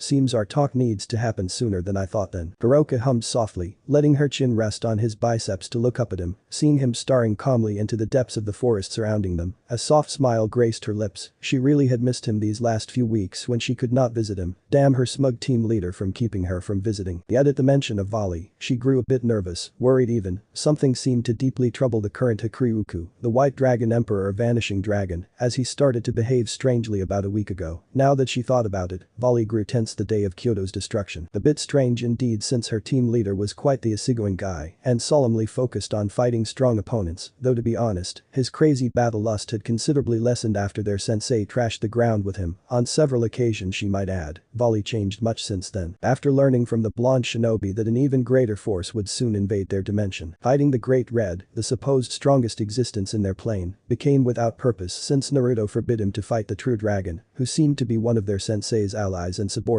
As long as he could challenge the blonde shinobi, Volley did not mind, especially since he was far stronger than Great Red, though he still wanted to kill that certain someone, something he had not even told their sensei. Even his team did not know whom it was that they were supposed to fight in the future. Kuroka was quite sure that this was the cause for Valis' unrest nowadays. Yet she had no proof. She would let the two of them speak before jumping to conclusions, something her lovable sensei taught her, among many other things. You know, he respects you very much, Naya. Chuckling, Naruto gazed down at her beautiful face. You should have seen him the first time I met him then. Such a foolish and prideful brat he was, a true battle maniac at heart to put it mildly, with no respect for his elders, though I should not speak in that regard. Leaning his head on hers, the shinobi smiled at the fond memories. After several beatings, he became a bit more calm and collected before he wished for me to train him and the team he wanted to assemble. The Volley you came to know is far more sociable and likable than his previous self, which I had the great pleasure of educating. Truly, youngsters these days. Naruto narrowed his eyes. Though he has by far exceeded my expectations in the end, he has become even stronger than Albion's previous wielder. I am sure Daisuke is more than proud of his successor. I know Albion is, though honestly, I do not know if Issei will reach the necessary height. Only time will tell, I fear. Both shared a comfortable silence, basking in the cool summer wind and the warm rays of the sun. I met your little sister several weeks ago. Kuroka instantly shifted against his side and gazed at him with expectant eyes. Shirin, Naya. Yes, though she goes by the name of Kaneko nowadays, Taoju Kaneko to be exact. Inakasha's ears fell a bit, but she brightened as she saw his smile. She seemed quite fine to me, a bit too quiet and emotionless for my tastes, but the Gremory family took good care of her, like I told you. Yet, even if it is not my right to say, I think you should soon try to speak with her, Kuro-chan, she needs it more than anything else. But the saddened smile, the female Nekashu snuggled into his neck, easier said than done. Naya, surely she hates me, sensei for not taking her with me that time. I couldn't even rescue her in time, and if not for. Seeing her eyes tearing up, he kissed the top of her head, knowing that that particular day was still a sore spot for his favorite student. Now Kuroka, don't think too much about the past, that's not healthy. I should know after all. But everything will come alright if only you take the time to talk to her. The female remained silent for a few seconds, her lower lip trembling. If it had not been for you. Naruto raised his right eyebrow. You knew? Since when? She chuckled bitterly. Did you really think it was a mere coincidence that the current Lucifer was that day in the capital, whereas he should have been at a ball sponsored by the Belial Pillar, Naya? Was it coincidence that the Elder Council wanted her to be executed on the spot, yet chose not to due to some of them being kept from the meeting? Hiroka took a deep sniff of his scent, regaining some of her previous composure. You managed to keep my sister from getting executed, Naya. If not for you, Lucifer wouldn't have been in the capital at all to oppose the council, nor would Shirin even have gotten a fair trial. I owe you my precious little baby sister, Naruto-kun. Said man sighed, a hint of guilt and regret creeping into his voice. I'm sorry, Kuroka, I could have freed her, yet choose not to. I thought it would be best to let the Satans handle the situation, thinking that it was for the best not to directly involve myself. I knew that Surziches, despite being a knucklehead, would never allow such a decision, and would surely take her to his family. If I had known you at that time, I would have freed her myself so that you two could have been reunited. I thought you said not to dwell in the past, sensei. He chuckled at her response. Indeed, you little smartass. Nevertheless, I wish I had done it another way, as I wish I had been faster to prevent the hunt on your race, Kuroka. The black-haired woman stiffened. To my great shame, I did not even know what happened that time in the underworld, and I had Zetsu doing some reckoning in the Norse god realms. If not for Yusaka contacting me, I wouldn't even have known of the necromantas. I grew too lax and didn't take the necessary precautions. I know I should have persuaded Yusaka to keep the necromantas in her territory and not settle in the devil's territory of the underworld, even though they allowed it. Too many lives were lost, just as I lost some great and loyal allies that day. Even to these days, relations between the devils and the Asian Yakai tribes lie in pieces if not for Yusaka and Serapho. War would have erupted that day. Hiroka only listened silently with sad eyes. Her sensei still felt responsible, even though it was her who condemned her already endangered race to near extinction. So many of her kin were hunted down, leaving only a handful left, scattered all over the world. It was my fault, Naya. No, it was not, Kuroka. She flinched at his raised voice and could not even look into his eyes. You did nothing wrong at all. I would have done the same thing, of that you can be sure. Honestly, I am actually surprised you managed to endure your former king for such a long time given my informers, Rassel Malphas was, even for traditional devil standards, a prideful and arrogant one even among his peers, not to mention a disappointment as rightful heir to his pillar clan. Gently taking her chin into his hand, he gazed into her sad eyes. Remember this, family always comes first, Kuroka, always. Slowly, a beautiful smile came across her lips, feeling extremely relieved that the man truly did not hold her responsible for the loss of his valued allies. Naruto softly kissed her forehead, earning a rosy blush in response. You could not have known the consequences of your actions, at least not that your race would suffer from this lone act. In fact, the devil's ignorance left me stunned, as if Senjutsu could make you lose control. Truly ignorant fools they were, and unfortunately, most still are. As she wiped her tears away, the female Yaokai could not help but fall even harder for him. She was sure of it. She definitely found her one and only mate, the man she intended to share the rest of her life with. Though the situation was a bit complicated, much to her ire, while she could accept him being in another relationship already, it would take a bit more time to persuade his first mate, namely one Grafiya who she had the pleasure to encounter on several occasions already. Needless to say, the silver-haired devil did not appreciate her teasing, not at all. But she would convince her somehow. More importantly, she wanted her sensei to return her feelings, already knowing that she held an important part of his heart. Yet even though he may very well love her like she wanted him to, Naruto would never cheat on Grafiya. He was loyal to boot, something she found quite attractive and made her desire him even more. All she needed was time before she could embrace her future. Casting a brief glance at his silent company, Naruto sighed before smiling. You know, your dear sister was quite suspicious of me the first time we met. I am sure she will keep a close eye on me, not trusting that I am a but simple human. That's my Shirin, Naya. Kuroka laughed happily, feeling proud that her little darling sister still trusted her instincts to guide her. But she will soon see that you are a big softy at heart, Naya, plus, you won't dare to hurt cute little things. Naruto rolled his eyes, an amused smile present on his lips. If I remember correctly, a certain young black kitty was quite afraid the first time she met me. She was so scared that she did not even dare to come closer than 20 feet to my person. Naya, I was not. Snipping her cute nose, Kuroka scrunched her face and hissed, her cat ears flattening on top of her head as she showed her sharp fangs. Her reaction made Naruto laugh and ruffle her hair, much to her embarrassment. Oh yes, my dear, you were a terrified little kitten that time, though to your defense, you were actually the first Yaokai to actually feel a part of my sealed power. something not even the Kyuubi tribe managed. Most yokai do trust their instincts when it comes to me, feeling that I am stronger than them and could threaten their existence. Hence the reason why the yokai tribes became my first choice and possible allies, better having them directly on my side than keeping myself hidden all the time. The other factions and various gods are far easier to trick after all. Naya, so I was just unlucky. More like it showed me your potential, and I was not disappointed in the end, my star disciple, are you not? Kuroka's fluffy tail swirled excitedly behind her back, so I am your favorite, Naya. Yes, yes you are. The Nekashu happily buried her head back into his neck, making him sigh in amusement. Will you keep an eye out for my Shirin, Naya? Of course I will. I actually spent quite the amount of time with your sister's peerage nowadays, and I'll keep my eye out for her. Maybe I can incite them to train a bit harder from now on. I truly hope Rias will start to really train herself in her peerage. She will need it. Thank you, Naya. Kuroka's head then dropped a bit, biting her bottom lip before she addressed the surely sore topic. I am sorry for your loss, about Yusaka and her daughter, Naya. She could feel her sensei tense before taking a deep breath. She knew it must be all the harder for him. Yet I still hope for the best, Kuroka-chan. My heart tells me they are still alive, even though the chances are slim, very slim, and unfortunately, things are not looking very good for us. Another reason why I need to speak to your team and Cao Cao's faction. My team too started to search for them, as does Cao Cao's hero faction. Office has been quite silent these last few weeks, and doesn't even bother to keep us in check, Naya, though we too did not find anything. Honestly, I don't expect you to find much. Things have gotten complicated, to say the least. Kuroka hummed. Her sensei seemed deeply troubled, so it must be truly something big that had happened, and whatever managed to trouble the former shinobi meant big problems for the entire world. Not a reassuring thought, she might add. Despite the rather dark and discouraging events that they shared moments ago, a comfortable silence fell upon the sitting couple, both simply enjoying each other's presence and the warm sun tickling their skin. Kuroka especially enjoyed the time with her sensei, something she had desperately missed these last few weeks. She truly hoped they could start to spend more time with each other from now on. You know what, Kuro-chan?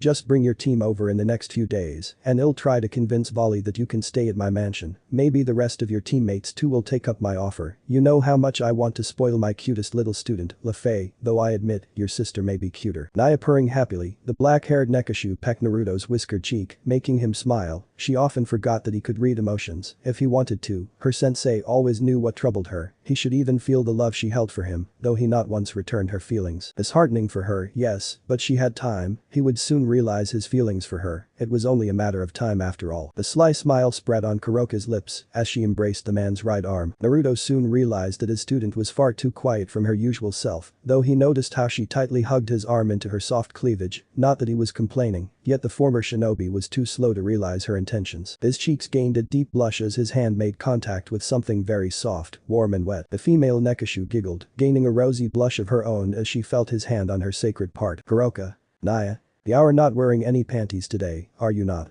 That was a stupid question. Now that he thought about it, he often tended to forget how shameless his favorite student in truth was. Of course not, silly. Sensei knows how much I hate wearing underwear, Naya, they are so uncomfortable after all. The woman only purred happily, quite smug with herself if the trickle of blood flowing down his nose was any proof. Damn that woman. In the meantime, somewhere in the underworld, the two armored guards made place for the lone person walking up to them, opening the large hall door to let him in, not sparing the two devils a single glance. Rizivum Lucifer walked into the large throne room of the castle, noticing several others of his kin seizing him up as he moved towards the throne at the end of the room. A sly smirk sneaked upon the silver-haired man's lips. The silence was broken by the deep royal-like voice of the man sitting on the throne. It has been quite some time since your last visit, brother. To what do I owe this pleasure? Rizivum chuckled softly, ignoring the frown that appeared on the man's handsome face. Quite simple, my dear brother, do you enjoy being Office little pet? The man sitting on the throne balled his hands to fists, making the devils spread across the ballroom tense, several of them already ready to attack the intruder on their master's order. Yet he waved them off after a moment. His stern gaze once more fell upon the silver-haired super devil in front of him. What do you truly want, Rizivum?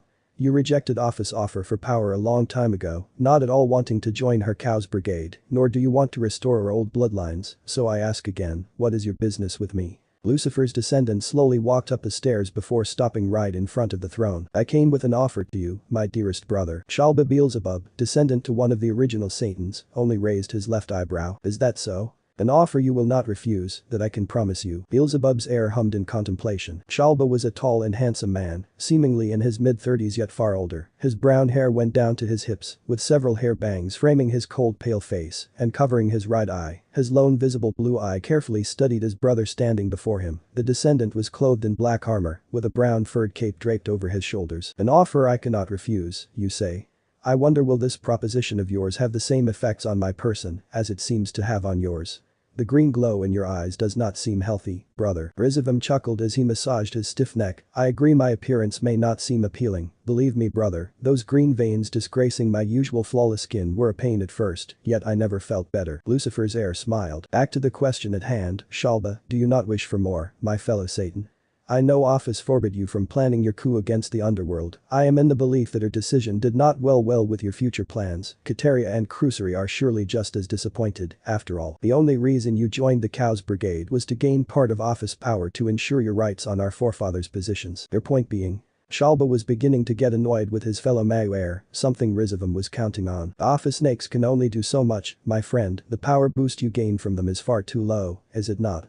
Surely even you have realized that even with them, you can never hope to match Surzich's or Ajuka's true powers. It simply is not enough for you to succeed. Gritting his teeth, Shalba tried to rein in his anger, though he knew that his brother was right. Despite his hatred and despise for the current Satans, they were no pushovers, especially that damned Surzich's. The power they gained from Office was simply not enough for their plans to succeed, especially since that naive dragon forbid the old Satan faction from attacking the underworld. Things had not progressed as he had planned in the beginning. Surely you must feel frustrated. Knowing that Office does not allow your little rebellion against the current generation of mass. She did not tell you why, of course. Even Office seems to follow someone's commands, someone powerful enough to order her around, a person we did not yet have the pleasure to meet, my dear brother. Beelzebub's heir narrowed his eyes, growing increasingly curious. Office, the infinite dragon god, follows someone's lead.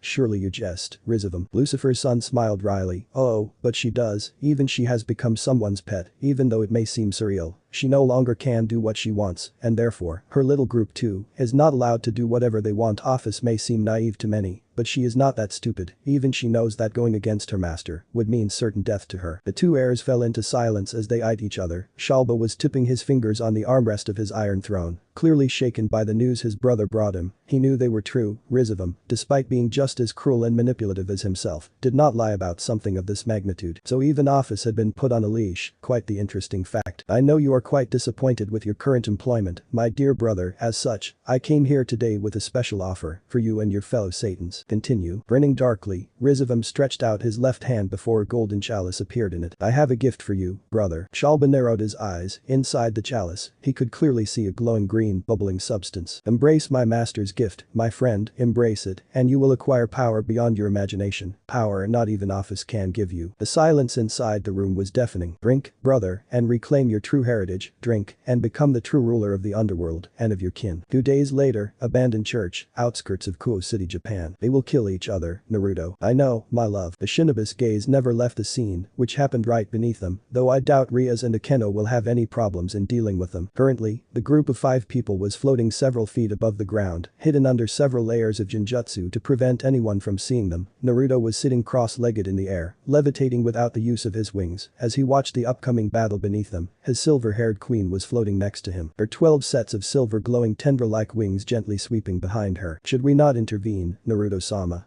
Surely you do not wish for anything bad happening to your protege's peerage. When the time is right shall we intervene, Hato-chan. This lovely pink-haired swordswoman was right behind them, floating next to Ultier, both women gazing down at the scene. The two of them had grown stronger since their evolution, now sporting 6 sets of wings, Ikaruga's being a gentle pink glowing color, whereas Ultier's were black colored. Naruto rested his head on his right hand palm, unimpressed as Ria's queen summoned a red glowing barrier around them to prevent the 3 fallen angels from escaping. And you are sure those fallen did not act on someone's orders? Not even yours. See, as if I would waste my time on them. Azazel and his loyal dogs, especially Shemhazai, are far too scared to risk a war over something like this. Despite his thirst to categorize every single sacred gear, Azazel would not risk war because of twilight healing. The gruff voice of Kaguya echoed in the air, the fallen angel leader flying several feet away from them with his 10 wings out. Naruto hummed in thought, even though this incident was not planned, we can make use of it in the end. Yet I hope your plan will be of success. Kaguya, I need a reason to bring the 3 factions on the negotiation table. inevitable, something important enough to make them talk. Failure is not an option, you know that. Yes, you were quite persistent on that point, Naruto-san. I already dispatched my minions to Vatican City and Istanbul. They will return once they stole the remaining fragments. Michael will have to react, yet he will probably only send some weak church followers to reclaim the swords. He will not risk sending one of the seraphs. It'll hold you to that, Kakabiel. Now go and make sure it will succeed. The fallen angel grunted and with a simple bow, he stretched his black feathered wings and flew off. Now that the troublesome one has left us, let's see how this will develop. A sigh escaped the blonde man's lips as he sensed another signature popping up in the nearby forest, futilely trying to stay hidden, but not from him, so it seemed. Grafiya, be a dear and please look after our newly arrived devil, will you? Just don't kill him, a simple memory wipe should be enough I think. As you wish, Anata, his queen vanished in a burst of speed. And what should we do, Naruto-sama? This little dove of yours is itching for a wondrous fight, yet she would not dare to reject her handsome master's advances. Now that his protective fiancé left his faithful side, Ikaruga hid her smirking lips behind her long sleeve, wiggling her eyelashes at her king, who slapped himself. Altier too seemed quite embarrassed, though the light pink staining her pale cheeks indicated that she was too imagining some alone time with their savior. Not now, Hato-chan. The pink-haired woman pouted at yet another rejection, which earned her a snicker from the other woman present. Meanwhile, Naruto rubbed his temples, clearly able to feel the glaring contest taking place just behind him. Sometimes, they were a handful, his peerage, and yet, they were his friends, his family. Focusing his gaze back on the small battlefield beneath them, the shinobi already knew how this would end. The moment Akeno transformed into her Maiko gear, ready to fight the three weak Fullen ones, now would be the time to interfere so it seemed. Altier, said woman stopped glaring at the annoying pink-haired mage, her curious eyes staring at her king. Yes. Could you please try your new technique? Let's see if your training has been fruitful, shall we? Altier seemed a bit hesitant, something he could feel even without looking at her. I don't know, Naruto, it isn't field practiced yet, I'm not sure if I can do it. Now, Altier-chan. She blushed at the affectionate suffix added to her name, even more so as her king turned his head and smiled at her, his strange purple-ringed eyes holding warmth and confidence. Confidence in her, something she was not used to. Just do what I taught you during training. The more you believe in yourself, the more powerful your magic gets. Now you have to believe in yourself, just as much as I believe and thrust in yourself. Can you do that, Altier-chan? I can, damn, he surely did not know how much that smile of his was charming. Smiling, the blonde man turned his attention back towards the fight, which was about to start. Hearing his bishop taking a deep breath, he patiently awaited the result, and he was not disappointed. Toki no Aku. Taketsu Jiken. The moment the words left her lips, Altier's time arc magic took effect, much to his joy and pride. The whole area around them simply froze, the whole forest, plus the neighboring church, stopped moving, save for Naruto and his peerage. The former dark mage panted hard as her magic was completed, clearly exhausted from her first successful use of this technique, yet a proud grin quickly grew on her lips. She did it, she finally managed to evolve her arc of time to a new level. After only being able to manipulate time around non-sentient objects, to move them forwards or backwards in time, and to a lesser degree on living beings. Yet now, with Naruto's guidance, she could freely change the condition of anything, even freezing time and space itself, though it was far from perfect and had many weaknesses. Wonderful, my dear, simply wonderful, I knew you could do it. Blushing under the praise, the former dark mage tried to hide a red face from the giggling swordswoman. Better not let that seductive woman have any more leverage against her. Now then, follow me, my dear ladies. Their king floated to the ground, quickly followed by his two pieces. The red barrier Akeno had set up only shortly before shattered into million pieces. The moment Naruto passed right through it, grunting, the man landed right in front of the frozen Rias and her black-haired queen. A small smile crept its way on his lips as the former Jinchuriki gazed at his girlfriend. He did not like doing this, he never liked lying to the young woman. He needed to make it up to her, sometimes in the future telling her the truth, and hoping that she would forgive him, a faint hope it was. Glancing at the three fallen angels floating in the sky, two women and one man, he shook his head, stretching his right hand in their direction. The two women of his peerage could only gaze in awe as the fallen ones were slowly being moved towards their direction. Pushing the three angels towards him, Naruto then softly placed them onto the ground, keeping his eyes firmly glued to their frozen forms. The former host did not react as Zetsu emerged from the ground next to him. Bring them back to the Gregory, Zetsu, make it seem like they are given as a peace offering. This will ease the path to further negotiations, or at least I hope so. Consider it done. Naruto glanced at Kaguya's creation. Are you able to infect them with those spores you used during the war? Zetsu only shook his head before grabbing the three fallen angels. Unfortunately, this body of mine does not have Hashirama's cells infused. Only Zetsu could use Mokuton to such an extent. Shame, could have been useful to gain more intel on the Grigorous lower ranks. It seems like Volley is still my only good lead to Azazel's schemes. Tough, that cunning pervert starts to distrust him more and more. Naruto turned back and walked closer to the two devil women. Get them out of my sight already.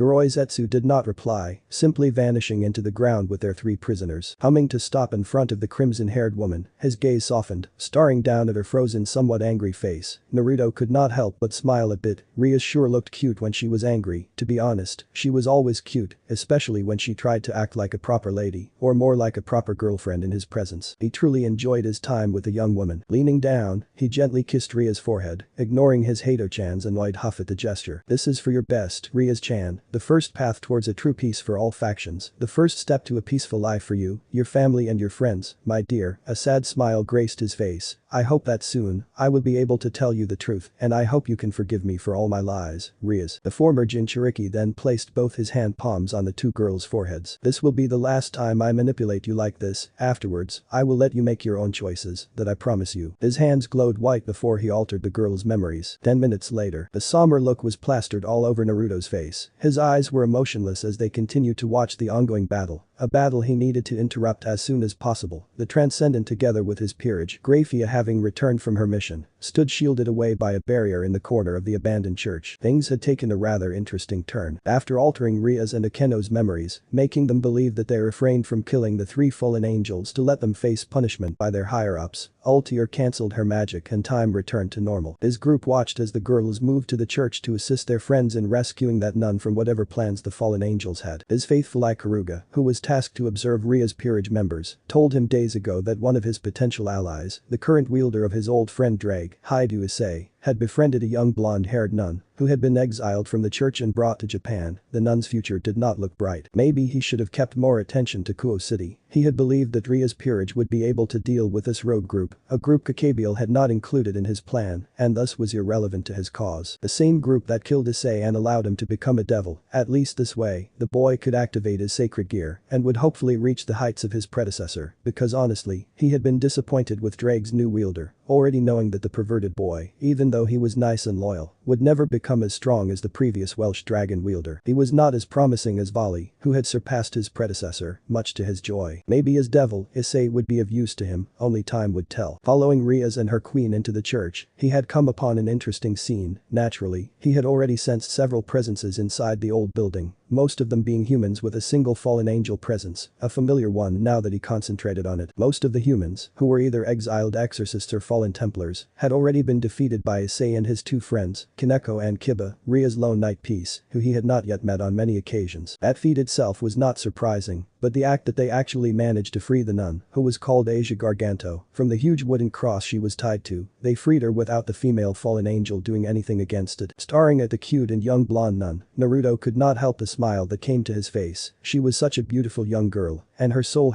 was so warm and pure. He had never felt such warm feelings coming from a human. He basked in her pureness, in the warmth, the joy she felt as her friend rescued her. Asia truly had one of the most beautiful souls he had ever come across. The former host was glad she had been saved from whatever fate the fallen ones had planned for her. Yet after the heroic rescue, things did not went in favor of the Gremory group. Rias decided to engage the lone fallen angel, the last of the little rogue group, and despite having her outnumbered, the crimson-haired devil was still losing the fight. During the whole encounter, Naruto's eyes were solemnly focused on the lone angel. He had already been suspicious before, yet now, she had changed, blossomed into a beautiful woman, that much he could tell. Yet seeing her now, it just reminded him of his many mistakes. Ray-chan. He watched the whole battle, saw how Kiba and Kaneko were quickly disabled by the fallen angel, shortly followed by a very tired Issei. He could only watch as Rias and Aeno tried their best to overwhelm the lone enemy, yet it was of no use. While the young nun desperately tried to heal her fallen peerage members, the crimson-haired heiress fired one last magic spell at her. The black-red orb of destruction growing in size and destroying everything in size, ready to annihilate the female angel. The moment he gazed into Rainer's tired and lifeless eyes, the moment he felt her sadness, her despair and loneliness, he acted. He would not allow her to die, not like this, not without apologizing to her, and try to fix what had become of her. She deserved better than this. The loud explosion shook the abandoned church as the power of destruction seemingly annihilated the lone fallen angel standing in its path. Only a few black feathers remained. An hour later, outside of the church in the forest, the darkness slowly ceased to have her in its cold grip. Her whole body was cold, it hurt, and she was exhausted. Opening her eyes, it took her a moment to adjust to the dazzling light, noticing that she was in a forest, leaning against a tree. Ignoring the pain in her limbs as she massaged her temples, Rainer tried to stand up, despite her body's protests at the unwelcomed action. What had happened?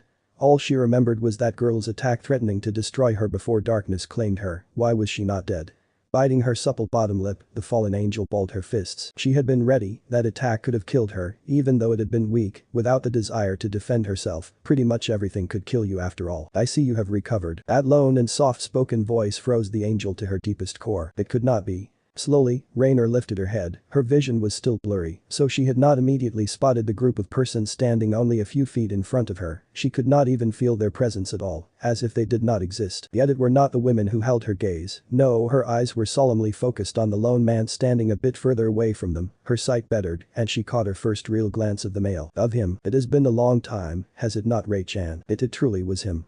The same whisker-like marks on the cheeks, the same bright blonde and spiky hair, although a bit longer, and the same azure blue eyes she had so often gazed into as child, though now they actually radiated warmth and regret. Naruto, meanwhile, simply gazed sadly at the unmoving woman in front of him. His peerage was oddly quiet, probably feeling that it was not right to intrude on their moment. Even his Grafiya was standing behind him and not on his side. The former shinobi sighed before eyeing the lone fallen angel once more. She still looked mostly the same as she had done as a child. Her silky black hair reached her waist, several smaller bangs covering her forehead and framing her beautiful yet tired face. She still had those gorgeous violet eyes. Her pale skin matted with several bruises from the fight, but nothing grave. She had matured a great deal, and due to her fallen blood, her body had developed quite nicely, far more than a normal human body should have over the years. Though he blushed a bit at her rather revealing outfit, wearing a black leather corset that did nothing to hide her most generous bust, leaving her flat belly exposed, with equally black shoulder plates and matching thin gloves, down to her wide hips, only covered by a black string, while thigh-high stockings and combat boots completed her seductive appearance. Gone was the one small child she had matured into a beautiful woman, his little Ray-chan. Naruto smiled sadly, seeing the shock and unbelief in her wide-open eyes, the fallen angel desperately trying to stand on her feet. His eyes drifted briefly towards the now 3 sets of black feathered wings that sprouted from her bare shoulder blades. She grew stronger. Part of him was definitely proud of her, though he tensed as the black-haired woman slowly moved closer, signaling his peerage to remain silent. The blonde transcendent did not move an inch, not even as his former charge came to stop only a mere inches in front of him. Gazing down into her violet orbs, he noticed how she bit her bottom lip. "Hey, are you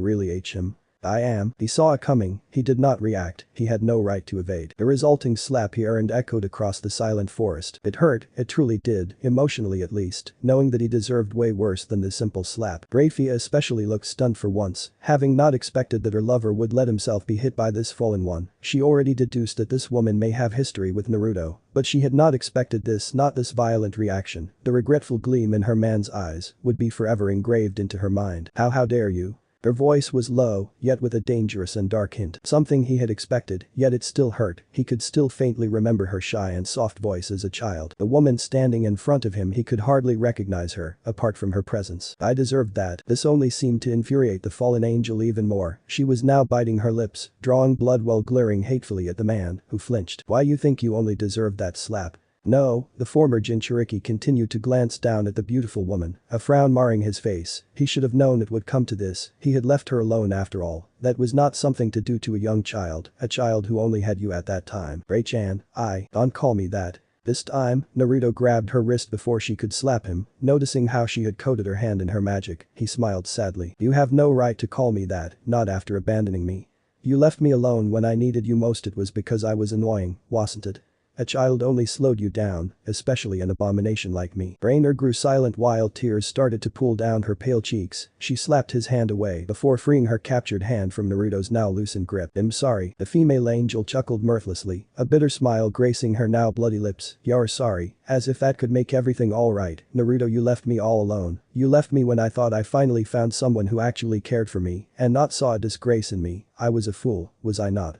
for believing I could count on you. You were the same as them." He wanted to say something to retort, yet he did not know what. She was right, he had left her. He hoped someone else would take the child in. He had been a coward, he still was. The raven-haired beauty sobbed before turning around, not bearing to be in his presence any longer. Naruto could only watch helplessly. He wanted so much to hug her, to make up for her pain, to say he had not forgotten about her, yet nothing escaped his lips. He simply did not know how to help her. "You know how much I wished for you to come back and take me with you?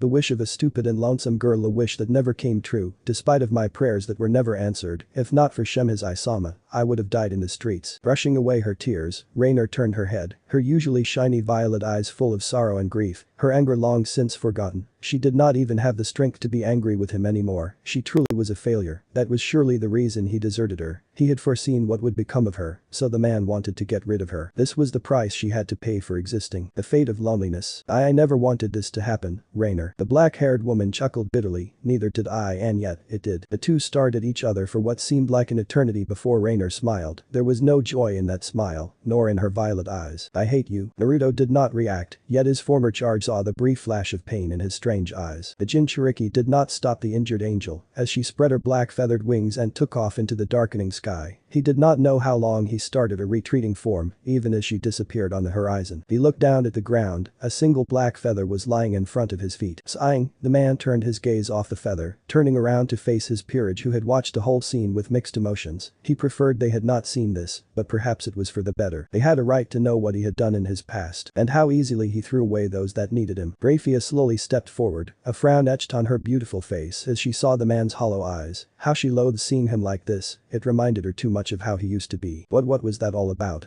She asked the question they all wanted to know. Naruto simply gazed at the three women before moving past them. As he passed his silver-haired queen, the shinobi smiled sadly. "Just one of my many past mistakes, Grafiya, just one of many." The day after, island of Capri, Gulf of Naples, Italy. The soft breeze blew across the idyllic landscape of Capri, accompanied by the warm sun and beautiful weather with no clouds on the sky. Even though the day was nice indeed, Naruto could not really welcome the inviting mood of this beautiful island. The blonde shinobi slowly walked the pathway along, already seeing the Punta Carina lighthouse only a few hundred meters ahead of him. The sight was worthwhile, yet he was not here for the sightseeing. It was already enough that Grafiya urged him to visit this island more often than he liked, but what could he do? His fiancée loved the flair of this particular island, and he happily obliged in the end. Though the man wondered why his next recruit had chosen this place, even with all the money he had given Fiori survivors on their way, they still needed to be careful. Capri was expensive, something his wallet had come to feel whenever Grafiya went on a shopping spree. Maybe he shouldn't tell the other ladies of his peerage about Capri, now that he thought about it. That was the best for his wallet after all. Naruto's eyes fell a bit. The day before had not been one of his best. Not only had he manipulated Rias and her friends again, no, as if that was not enough, he coldly apologized to Rainer, as she flew off before he could form the words in his mouth. And he had not stopped her. What was the old saying? Once a coward, always a coward. That actually nailed the situation quite good. He simply did not know how to deal with the situation. There was no good way to make things right, nor did he have the right to earn her forgiveness in the first place. Hell, he won't forgive the person who abandoned him, abandoning a small child nonetheless. Rainer did not deserve her fate. She was all alone only because he could not move from his past. The girl at that time had reminded him too much of his sweet daughter, a daughter he was not able to protect, and being with Rainer, who needed him more than any other, it hurt him so much. But it was not her fault for his failures, and yet she was the one who suffered. Naruto balled his fists. He desperately needed to amend. He would not leave the fallen angel alone again. He would not fail her again. His train of thoughts was interrupted as something landed on his left shoulder. Cursing himself for failing to notice, the blond man turned his head to gaze at his attacker. Well, attacker was a far stretch, since he already knew who it was. Lecter. Standing on his left shoulder was a cat. No normal cat, of course, since he had yet to encounter other cats such as Lecter, something that would probably never happen, since the Burning Legion had annihilated the world he came from. Contrary to the cats he was familiar with, Lecter had a more humanoid form, standing on his rear legs while his front legs acted as arms. He was as tall as his head, covered in dark brown fur, except for his large head, paws and belly, which were of a lighter pink, and contrary to normal cats, this one actually wore some cloths. Well, only a blue unbuttoned shirt, but a cloth was a cloth. Oh, and the white feathered wings sprouting from his back were probably an abnormality too. Long time no seen, Naruto-san. And that he could talk, that, in fact, was the least surprising for him, since most of the summons of his old world could talk. Well, he was not a cat per se, but what was it called? Exceed, or not? Yeah, he was an Exceed, a special race of cats, which could use minor magic, flight magic to be exact. Shaking his thoughts off, Naruto smiled at the small cat. You seem to be doing well, Lecter. It actually took me some time to track you down, since you changed locations quite often in the past, so, why did you stay here for the last 2 weeks? The cat scratched his whiskered cheek, an uneasy smile on his face. We are actually stranded on this island, much to my ire, and we have no more money left to leave, we don't even have a roof to sleep under. Oh? Raising his eyebrows, Naruto continued to walk towards the lone lighthouse and the platform underneath it. Why did you even come here in the first place, I wonder, and where has your wonderful companion gone to? I only felt yours and Rogue's magic signature on this island. Ah yes, Lecter smiled sadly. Our lady left us a while ago, said she wanted to explore the world alone. She was also the one who wanted to come here, with her magic. It is really simple to travel you know, yet now, we don't have that luxury any longer. So I have to track her down. Great, that will be some fun I presume, but that will be for another time. I've come for you too, in fact, how's Rogue doing by the way? You will see, Naruto-san. Both finally arrived at the elevated platform, which gave a wonderful view over the Mediterranean Sea. A lone man was sitting on the only bench available. Sighing, Naruto sat down next to the male, Lecter still on his shoulder, said Cat looking worriedly at his partner. Neither of the three said anything for a few minutes, only continuing to gaze at the faraway horizon. The silence, however, seemed to unnerve the other man, who sighed. Not gonna ask how life has been. Shrugging, Naruto scratched Lecter behind his pointy ears, earning a purr from the Exceed. Well, I can already see from the glooming atmosphere how things still stand for you, Rogue. Did Minerva leave you too because of that?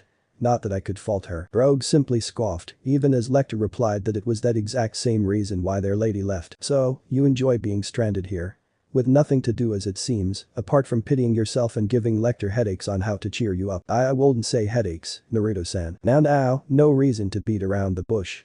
I can see that you moved on from the past, unlike this big baby who can't seem to honor the memories of his friend who saved him. Rogue balled his hands to fist, his body tensing much to Naruto's amusement. Good, he was still easy to rile up, maybe then he would hear his request. I lost 2 of my best friends, one of them sacrificing himself and taking the hit that was meant for me, while I was mourning the loss of Frosh who I was unable to even protect.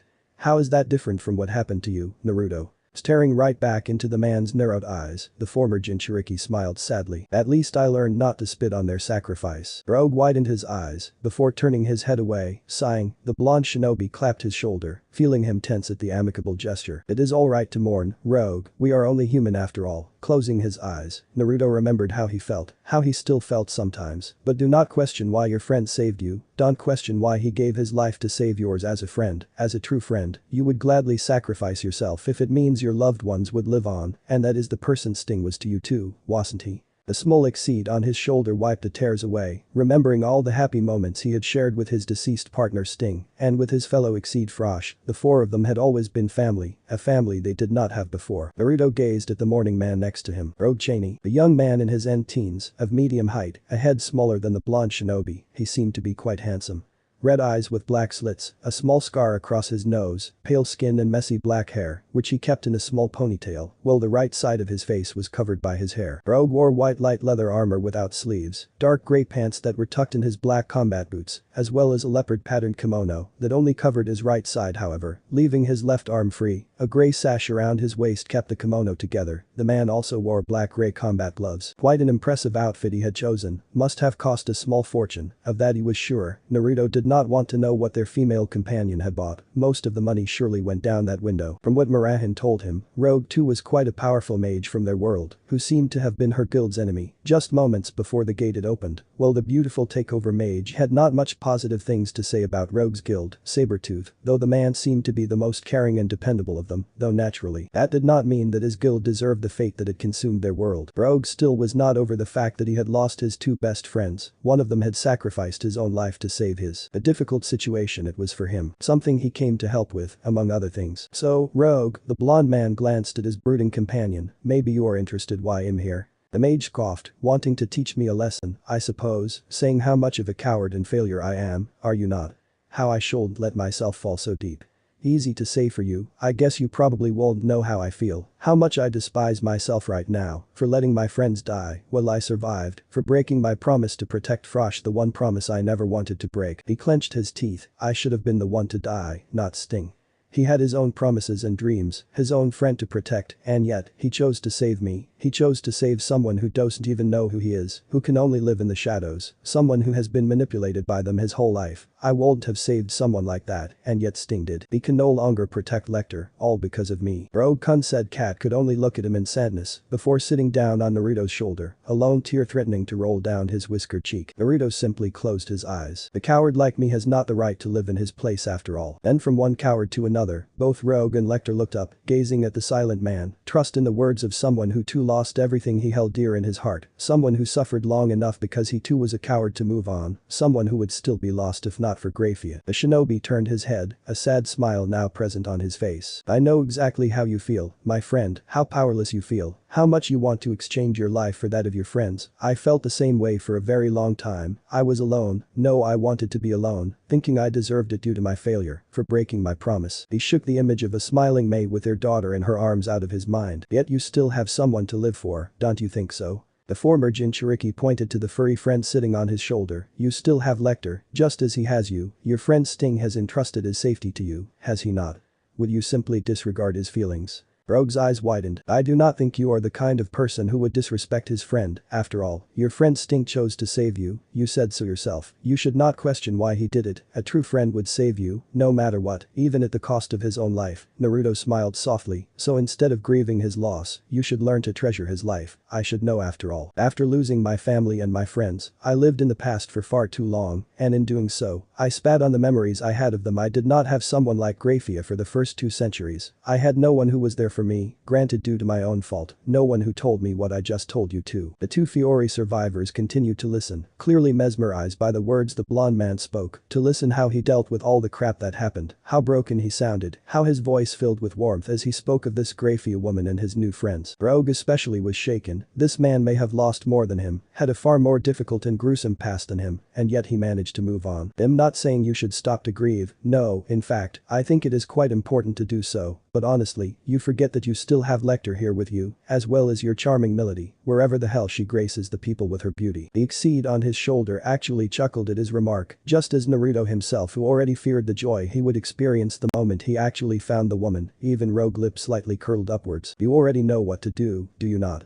To not let your friend's sacrifice be in vain, to follow into his footsteps and to live for him. The mage lowered his head, gazing down at his open hand palms. He did not react as Naruto stood up and patted his right shoulder. Lecter flew off from his shoulder, a small smile present on his adorable furry face, as the cat gazed down at the 2 humans. Your friend gave you this power to live on in his place. Rogue's right hand was engulfed in shadows while a piercing light erupted from his left hand. I think that it is time for the White Shadow Dragon Slayer to rise, my friend. Later on in the evening, Kuo Academy, Old School Building, Japan. Ria's Gremory continued to stare at the falling sun. Since she was little, she had always enjoyed gazing at the sunfall. One of the reasons why she had often visited the human world in the past, much to her parents' amusement, a shame the underworld only had an artificial sun, yet it still lacked something compared to the real thing. The heiress stood near the large window, crossing her arms underneath her bust. Her expression softened as she saw the last rays of sunshine disappearing on the horizon. It always managed to ease her mind, and she had a lot to think about at the moment. After all, her peerage had nearly died that day. And all because of her stupid decision to engage that fallen angel. It actually was a miracle that they had managed to beat the rogue angel. Ria's bit her bottom lip. She knew why they had won, only because their enemy had not fought them seriously. She had seen the look on her face, the look of someone who had given up on life. The fallen angel had simply let herself be hit by her empowered orb of destruction. If not, they would have not made it out alive that night. That simple fact had hurt her pride. She realized just how much her peerage, herself included, was lacking in strength and proper training. Her friends were simply not ready to truly step into this world, where power was all that really mattered in the end. Rias knew that she was not the best king. Well, she may be a good friend, she was not that good of a leader. Unlike her friend and rival Sona, she had considerably weakened her peerage by not training them, unlike what her brother had done in the past. Granted, the underworld was engulfed in a civil war that time, and the need to grow stronger was more urgent that time, but her older brother had always trained himself and his peerage, even years after the war, and now he had one of the strongest peerages of all, maybe only second to Daihauser Belial's peerage. The fight with the 6-winged fallen angel had shown her how much she and her peerage needed to improve in order to survive in this world. The crimson-haired heiress had not told her family what had happened. She knew that it would not end too well for her, given her quite irresponsible actions that day. Even though she had been in the right to protect her territory from the unauthorized visitors, it still may have led to some major consequences for her brother. Rias did not want to be a bother to her beloved sibling. She just hoped that the Gregory would accept her peace offer, the 3 fallen angels they had defeated, and return back to them. Even Azazel would surely not want to risk the feeble truce that existed between devils and fallen angels, not over a group of rogue ones. The young lady shook her head, taking deep breaths to calm herself. She only hoped that none of this would leak to her family. Well, Serzich's wouldn't take many measures. The case might be different for her father, who could order her back to the underworld, something she desperately tried to prevent. Rias played with her hair a bit, her eyes gaining a sad gleam, as her thoughts drifted towards the man who had captured her heart in these last months. Naruto. The true reason why she was so shaken by her near-death experience, she would have died before having had the chance to tell her boyfriend her feelings. Yes, Rias could not deny it any longer, she was sure of it. This feeling was simply too beautiful and strong, nothing like she ever had felt before, and it is all because of that goofy-looking man of hers. The female devil smiled brightly while touching her chest, right above her heart. She finally felt like a normal girl. With Naruto, she could act like her normal self, where she was only Rias his Rias. Now that had a nice ring to it. After all, she did really like how possessive the blonde man could become on their dates, whenever some guys looked at her in a less than appropriate way. She had truly fallen hard for him, had she not?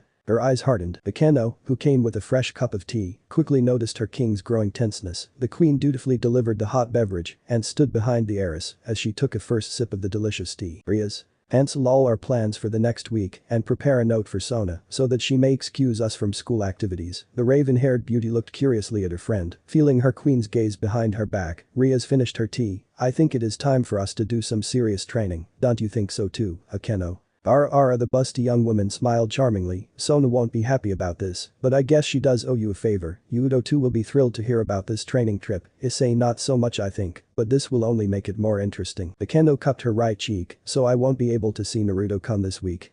How mean of you, but you. Just when it became so good between Whiskers-chan and me, I only hope his poor heart can endure this. The heiress rolled her eyes, quite unnerved by her queen's words. Oh, I am quite sure Naruto-kun will be able to survive without you bugging him all the time. Jealousy doesn't suit you, but you. The crimson-haired devil snorted. Why would I be jealous? He's my boyfriend, and he will only miss me. Just as I will miss him. Though, naturally, I'd prefer to stay here and spend even more time with him. So, why this trip now of all times? This is for Naruto-kun too, Aeno, the Gremory heiress turned her head, and for us. We need to grow stronger, all of us. I don't want something like that to repeat itself, you probably too, huh? Aeno smiled, though it was not a pleasant one. Definitely not, absolutely not, but you. Nodding, Rias moved over to her desk, followed by her loyal queen who took the empty cup from her friend. So the raven-haired girl poured her king another cup. Would you actually ask your brother for some training advice?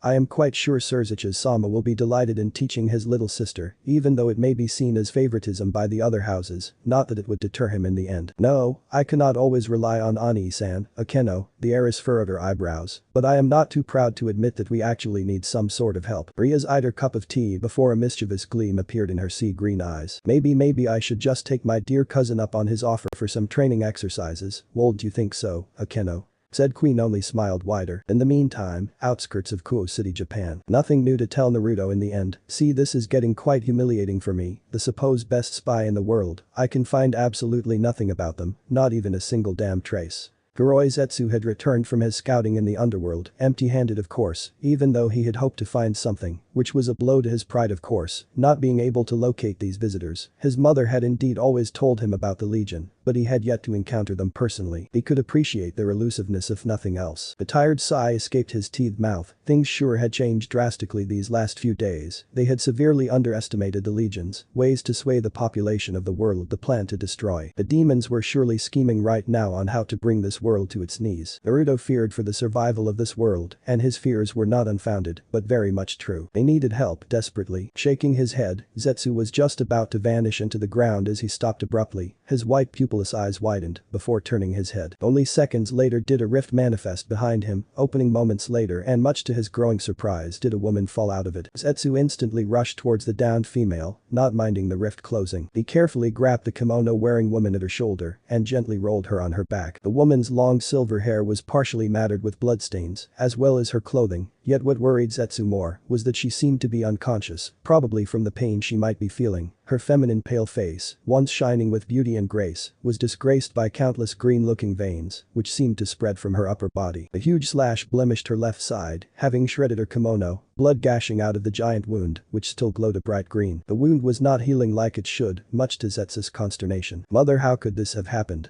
Utsutsuki Kaguya seemed on death's door, her breathing basically non-existent, while blood leaked from her black-coated lips. Zetsu established a mental link and could only hope that Naruto would get here soon. So that's it for today, I will stop here and hope you enjoyed this video. If you do, please hit the like button, share and subscribe. Also don't forget to drink water and do support fanfiction author, link in description. Take care, bye.